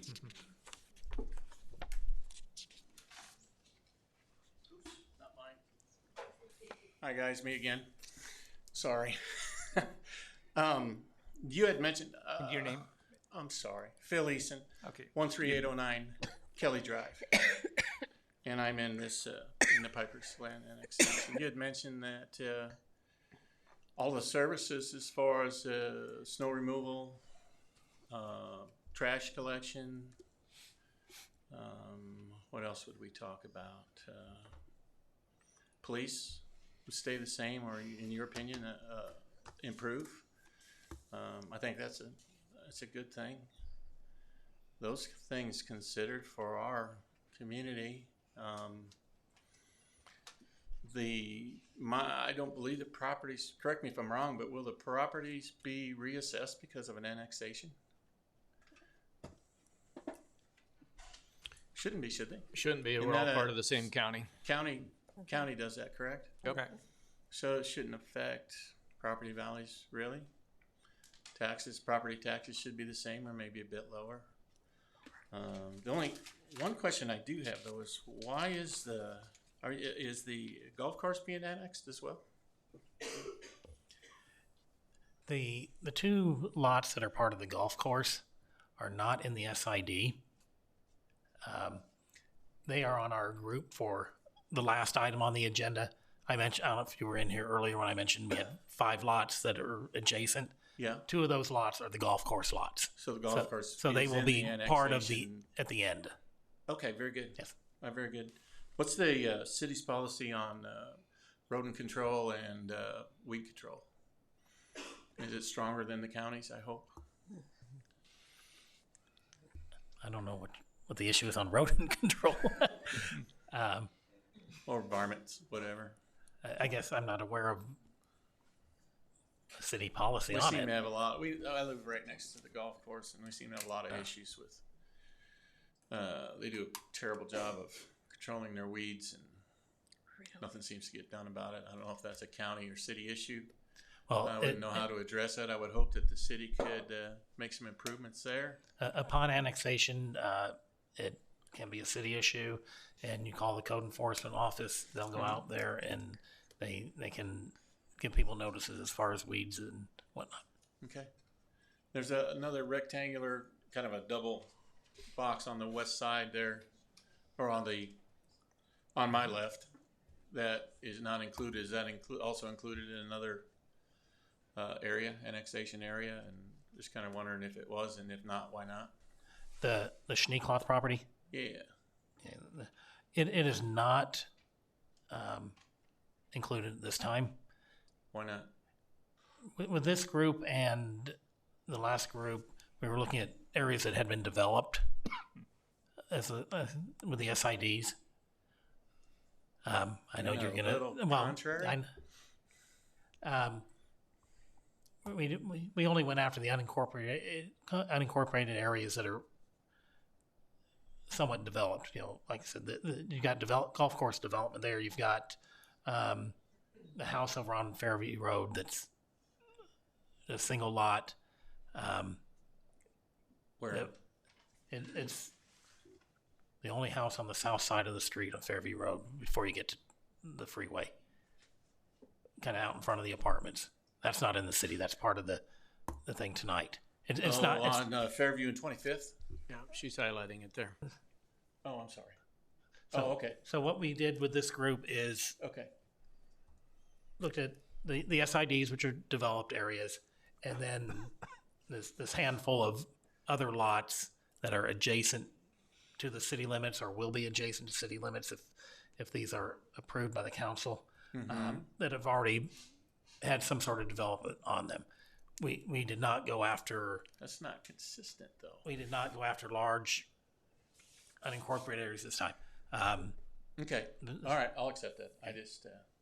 I was just curious. It looked like the golf course would be left out just by the map that I received in the mail. So, you got a map of the SID. Okay. Very good. Thank you. That being said, I really can't see a lot of reasons why not to. I mean, it seems like it'd be okay for our community. So you know, I'm not a total jerk. Not always opposed. Thank you. Is there anybody else? Hey, welcome. Hi, Amanda Smart, and I live at 2711 Canyon Circle. And you have signed in, right? I did. Okay, thanks. So I just had a couple questions for clarification. So you've mentioned the HOA. Are you specifically talking about neighborhoods that already have an established HOA, or are you saying that once these SIDs get annexed, then we will be pushed into an HOA? We can't force an HOA on anybody. Right. So it would have to go, and it would have to. That is something that our neighborhood, our SID, would have to vote on in order to have an HOA. Your neighborhood, yes. Okay. And then what? I guess my thing would be is, what do you define as, like, you're saying this is natural development, natural growth. what is your definition of natural growth? Because some of the articles that have been put out by Omaha World Herald and other places, you know, there's quotes saying that this is aggressive and that's the intent. Because you're talking, there's 9 SIDs here tonight. How many have been annexed in already this year? 7 in the previous batch. Actually, only one SID so far this year. There was another group of 7 that is going through the process now and will be. Actually, they had public hearing Tuesday night this past week at the City Council. Action by the council would be on the September 3rd. Okay, because it just seems like there's a lot, and it seems like the constant wording that's going behind it is the taxes, the money that Bellevue will get. But we're not hearing too much about the things that we'll get. I mean, we're hearing a little bit about, you know, of course, the Bellevue services like the fire and the police and the library card, which when you're talking about a lot of these SIDs have a lot of military, which the ability to get a free library card is already kind of there for us anyway. But it's just, I guess, we're looking at better roads. You mentioned that we drive on Bellevue roads when we leave our neighborhoods. And that's true, we do, but we drive on Omaha roads and we don't pay them taxes and Papillion roads and such. So I just kind of want to see if, like, this is to better the area, correct?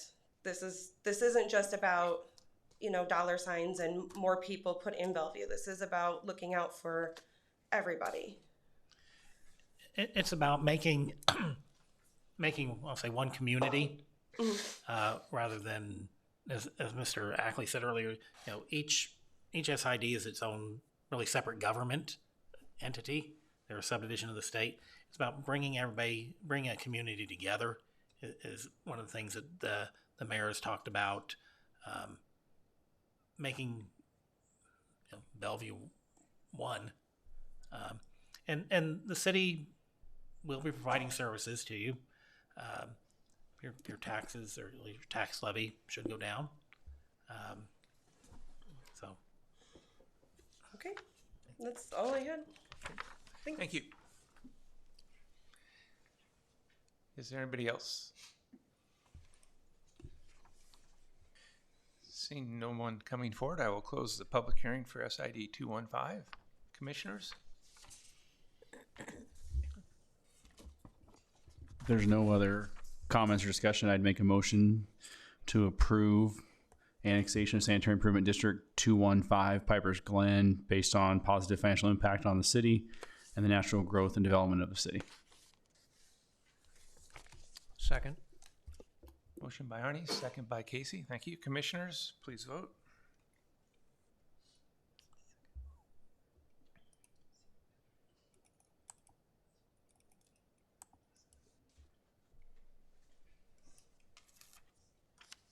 All voted yes, motion carried.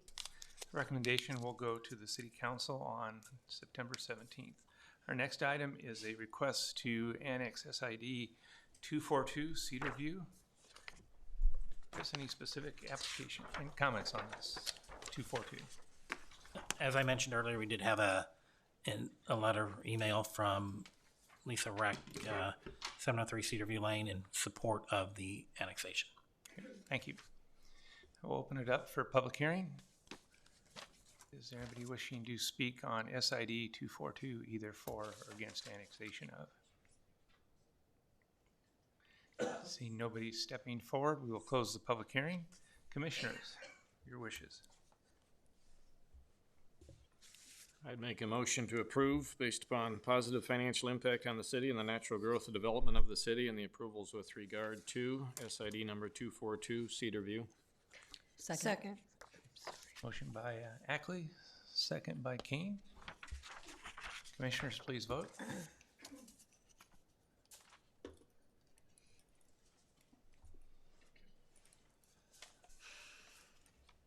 All voted yes, motion carried. Thank you. This will go to the City Council with a recommendation to annex on September 17th. Our next item is a request to annex SID 269 Orchard Valley. Chris, any specific letters on this one? No. Thank you. I will open it up, public hearing for SID 269. Is there anybody wanting to speak either for or against annexation of SID 269? Seeing nobody stepping forward, I will close the public hearing. Commissioners?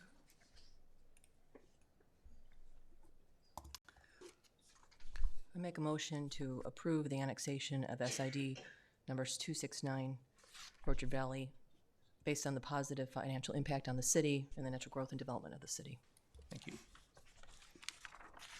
Second? Second. Second by Ritz. The motion was made by Commissioner Cutsworth. Please vote.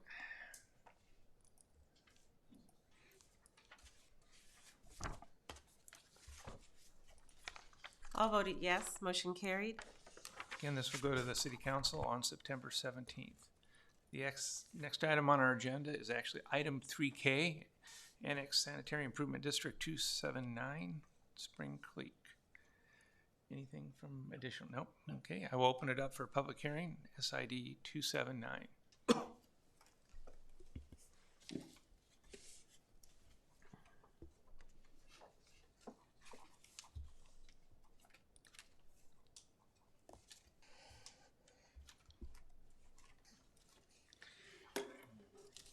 Donald Glenn, 2108 Barber Avenue. I am currently the clerk of that SID. My question is about the city's plan for joining Spring Creek Drive and Gilmore Lake Road. My understanding is half of Gilmore Lake Road, the south half, is owned by the city. The north half is part of that SID. And wondering what their plans were to tie the Spring Creek Drive, the end of Spring Creek Drive, which is barriered off right now, with the dirt road, which is the Gilmore Lake Road.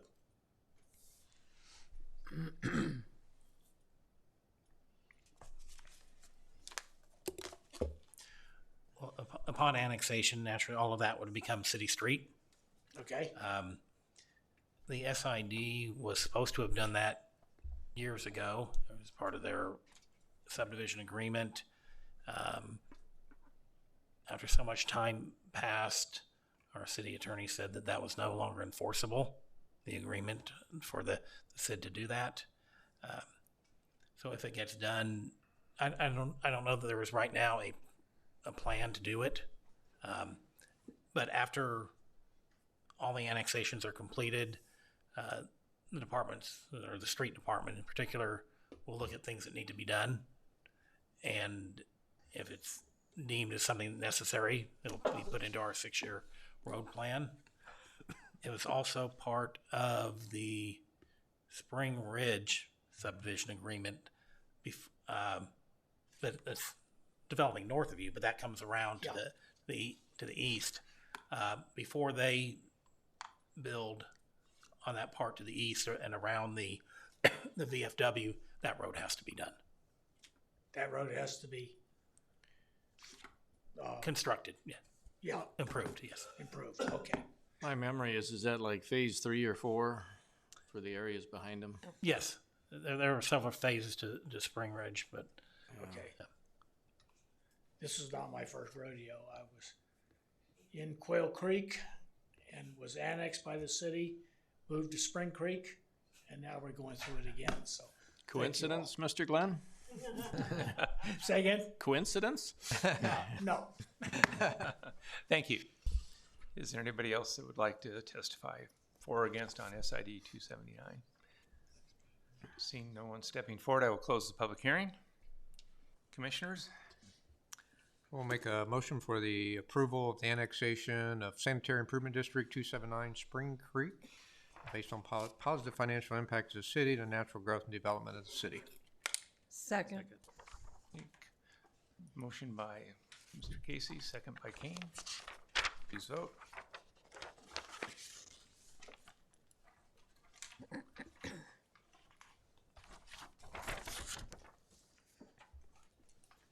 All voted yes, motion carried. Thank you. This will go to the City Council as a recommendation to annex on September 17th. Our next item is a request to annex SID number 280 Kennedy Town Center. Any specific letters, Mr. Suchek? Yes, an email from James and Rebecca Skinner on South 22nd Avenue in support of the annexation. Thank you. I will open the podium up for a public hearing. Is there anybody that would like to testify either for or against? Please sign in, which you have, sir. Thank you. And state your name when you get to the microphone for SID 280. Yes, I'm Dan Doobie, 7803 South 24th Street. I have 3 questions. Mrs. Kane said that that you don't have decision-making authority for a lot of these concerns, but you can make recommendations. So my first question is, can you and will you recommend that the 10-acre undeveloped lot that's being annexed will not be zoned for low-income housing?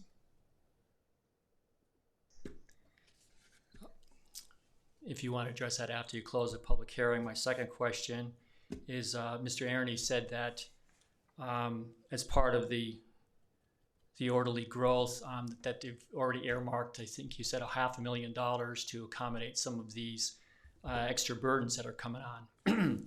But the according to your handout here, one circle clearing route pickup truck can exhaust almost all of that $500,000.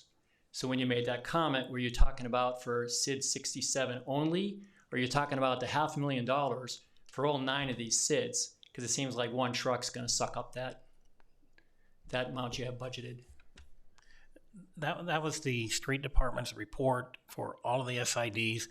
It detailed 2 pieces of equipment that they felt that they needed to continue servicing these areas. One was the pickup, one was the bigger truck for snow removal. Okay, so my question is, does the $500,000 you're talking about, was that for all 9 SIDs, or? Yes. So, I mean, it sounds like it's really a paltry amount to accommodate all of these concerns. Well, it was just, that was for the 2 trucks that the street department said they needed. The Parks Department had some requests in there. The police department had requests for additional personnel and equipment. It was, the $500,000 was not total for all departments. It was specific to the street department and the equipment they were looking at. Okay. And then my third and last question is, you're talking about this likely being effective on November 1st, and I was wondering if you would consider postponing that by less than a week until after elections. I know it's an odd year election and there's not all that much that's going on, but I think we can make a much more well-informed vote if you waited until after election day if it for any of the SIDs that it's going to affect who they can start to vote for or can no longer vote for. So just ask you to consider that. Thank you. Thank you. Is there anybody else that would like to come forward and speak for SID 280, either for or against? Hi. Your name, please. I'm Barb Lemoyne. I'm at 7803 South 23rd Street in Bellevue, part of Kennedy Ridge. I only have a couple questions. First, I wanted to say thank you to Chris for all your emails and everything with our HOA. I'm also president of the HOA, so I appreciate your comments on regarding HOAs and things like that. So the question is, and I'll follow up really with Dan, is also the corner of that lot, the undeveloped at 25th and Chandler. How was that zoned? I guess that was one question. And can it be zoned for anything, as well as just, and then a second question to that same corner lot, who mows that? Who's going to mow that? Because right now it's weeds. We've had a history in that corner where it does not get mowed currently as it is, and it's been very difficult to get people out there to mow that corner. So I don't know if that's going forward once the city takes. Does the city mow those if the weeds get too high? Those kind of things. I guess that's been an eyesore. So the second question, a couple city policy questions really. What is the city's policy regarding commercial vehicles parked on city streets? example, we have a semi getting parked along one side of Sauter near the mailboxes. When winter, last winter, it does block. When the snow was built up so high, it ended up being one lane traffic. We had to go around the parked semi. Is there legislation that no vehicles like that should be parked on streets like that? We also have another one that, because our streets are narrow. And so we're concerned about making sure snow plows gets covered, no vehicles get plowed in, things like that. So we're considering that. And also regarding another snow removal policy, is there, with the narrow streets or narrower streets, is there a policy that do we follow within Bellevue? Do they have on certain days if they need to plow, no parking on the west side or no parking on the even side or odd side or anything like that? Those are just policy questions that from the city perspective that I couldn't find answers to. So those are my questions. Thank you. Thank you. I can tell you the owner of that property is Kennedy Town Center LLC.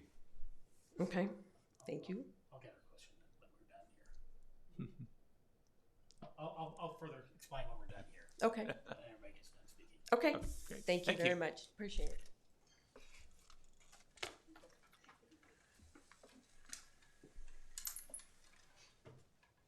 I will not be able to stand, sorry. Would you like to sit at the chair at the end there? We'll Is that get- more comfortable for you?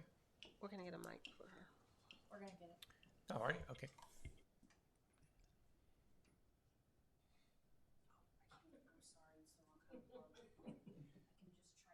Up. Sorry.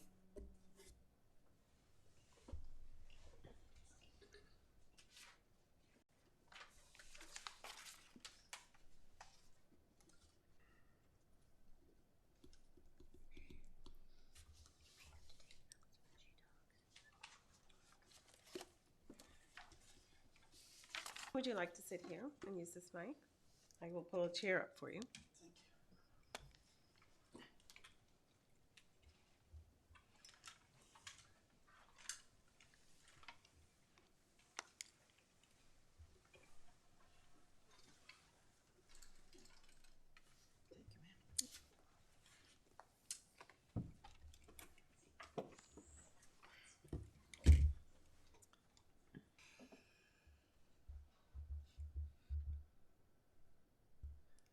My name is Linda Vermuten, and I live at 7904 South 22nd Avenue, and I'm the Vice President for our HOA. So we had several questions. I know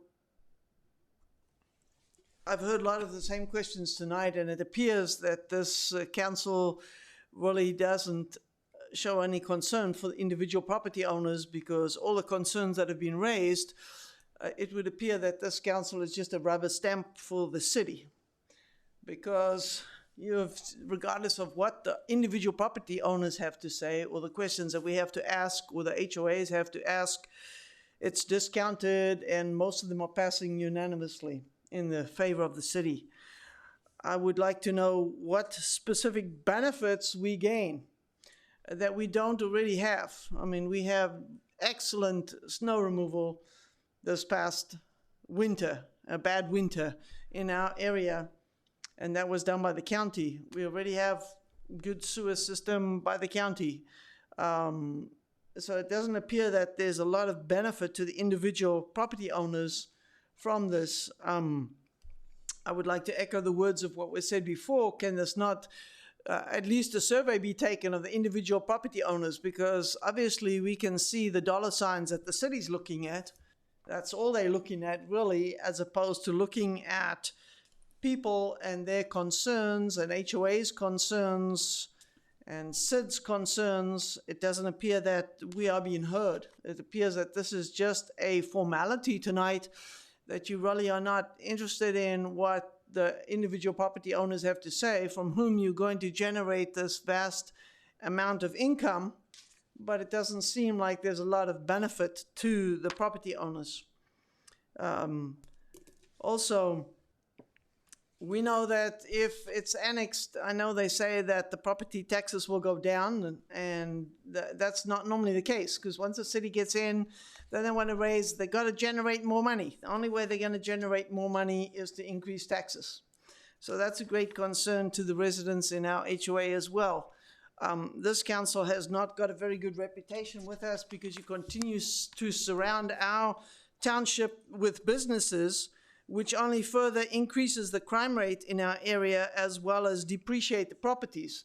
So if you continue to surround us with businesses, our property value will go down. So when you're looking at it, it's not going to be the same value that you think you're going to be getting, because it's a well-known fact. We're putting a new gas station in. There's already 2 gas stations on Chandler Road. Now you're sticking in another one. And wherever there's a convenience store, the first place it's coming is into our township. And so that's a great concern for us. So those are some of the concerns, some of the issues that the residents from our HOA have voiced to us. Barb is our president. I'm the vice president for that HOA. That being said, I'd like just to make a comment that this new building is really not set up for handicap accessibility.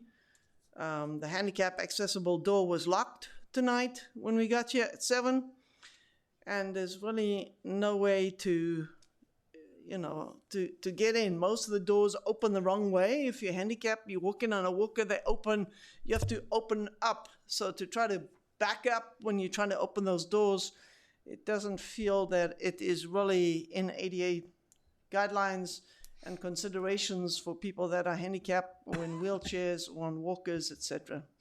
Thank you for your time. Thank you. Point well taken. Thank you. SID 280, is there anybody else that would like to testify either for or against at this time? Seeing nobody coming forward,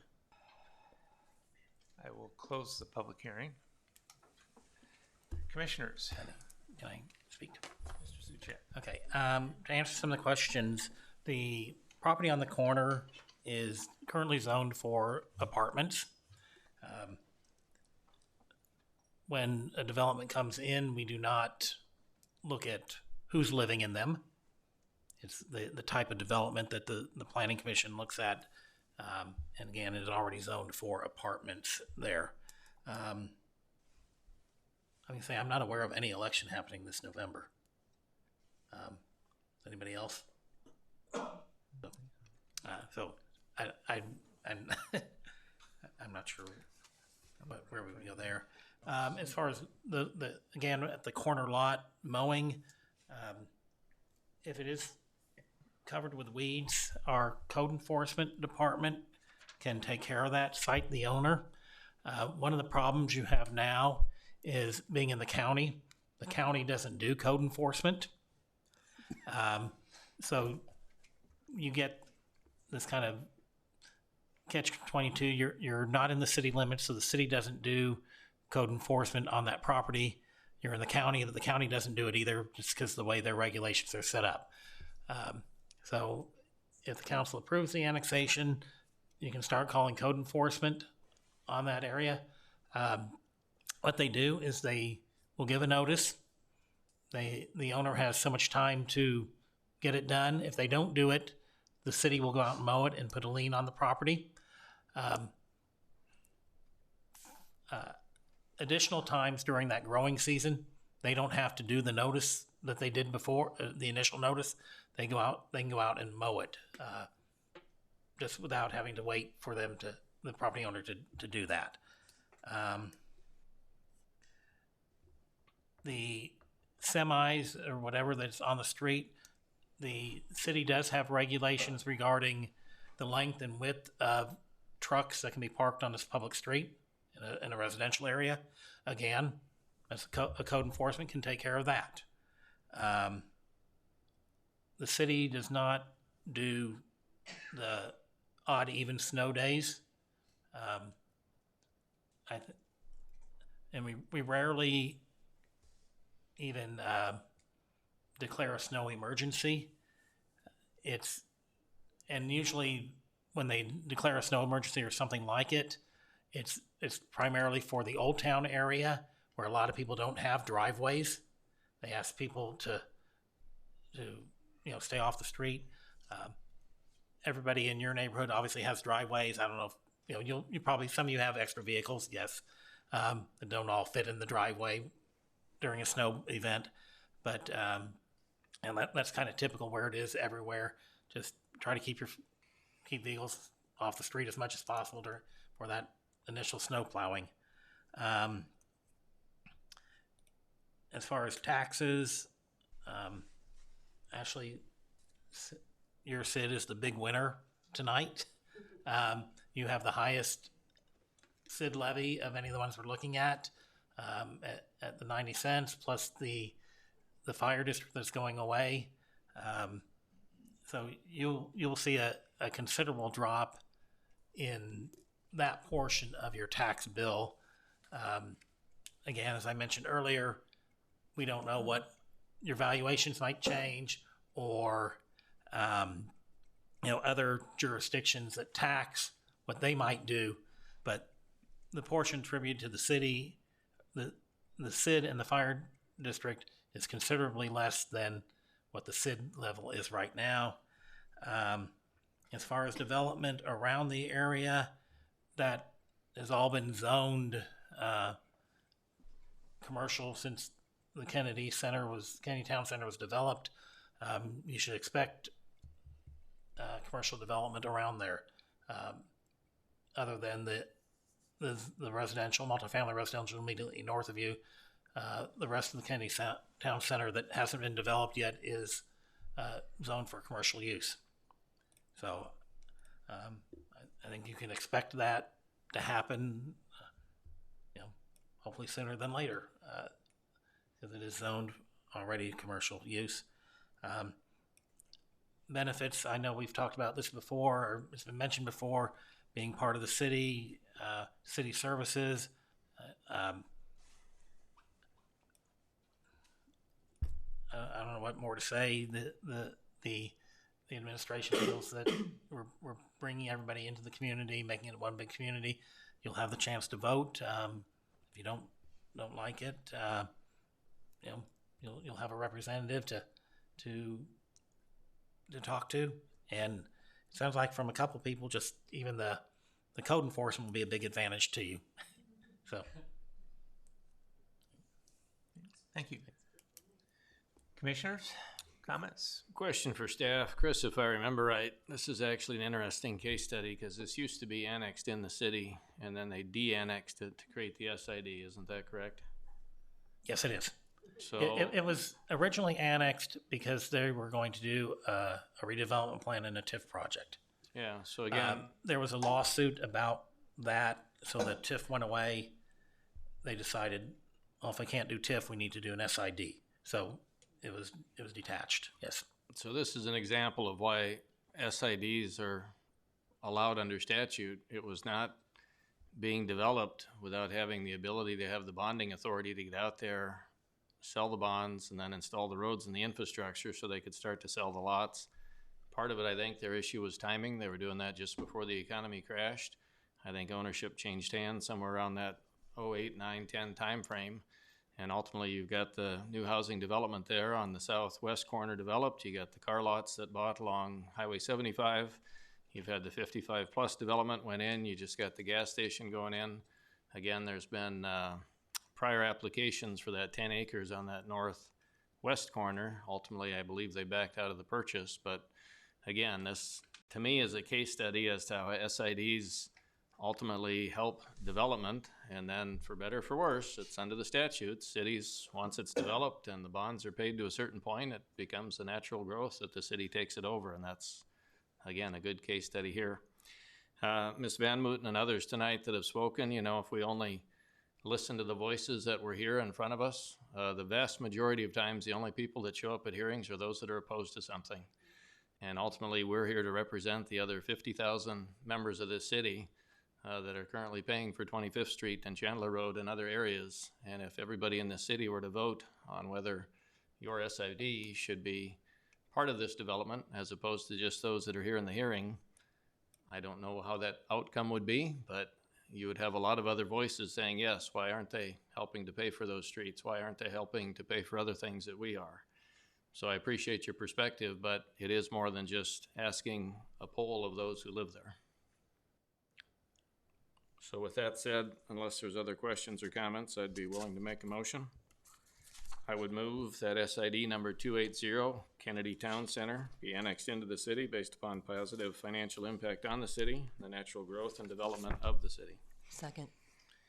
Motion by Ackley, second by Councilor. Please vote.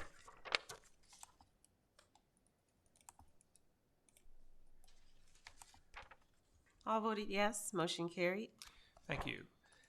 This will go to the City Council with a recommendation of approval to annex on September 17th, 2019. Our next item is a request to annex Sanitary Improvement District 289, Colonial Point at Fairview, applicant, City of Bellevue, of course. Any questions or additions on this? Okay, hearing none, I'll open the public hearing up. Anybody wanting to come forward and testify in favor or against? Seeing no one, I will close the public hearing. Commissioners, your wishes.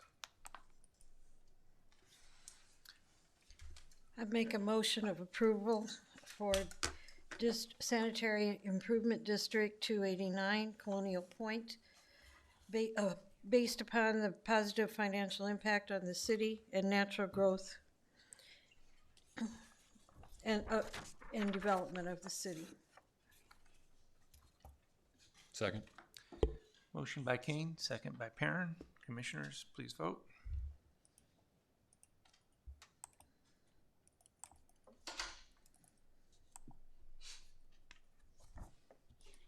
All voted yes, motion carried. Thank you. Our next item on the agenda is to request to annex, and this will be of several different properties.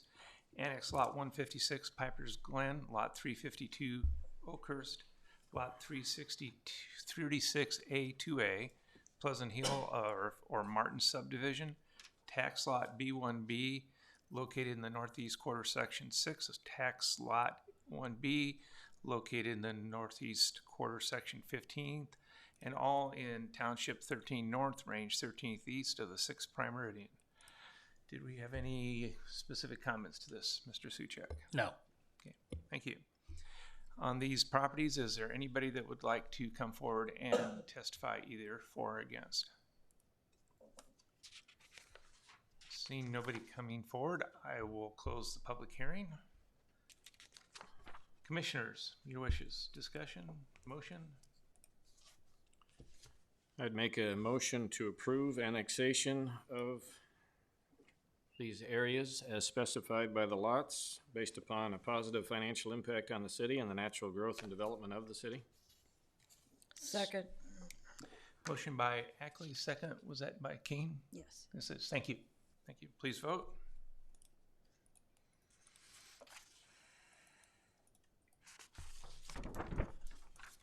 All voted yes, motion carried. Thank you. I particularly want to thank all the members of the public that showed up tonight to voice their opinion. This was a long meeting, so I appreciate it. This concludes our public portion of the meeting. We will now move on to current business and our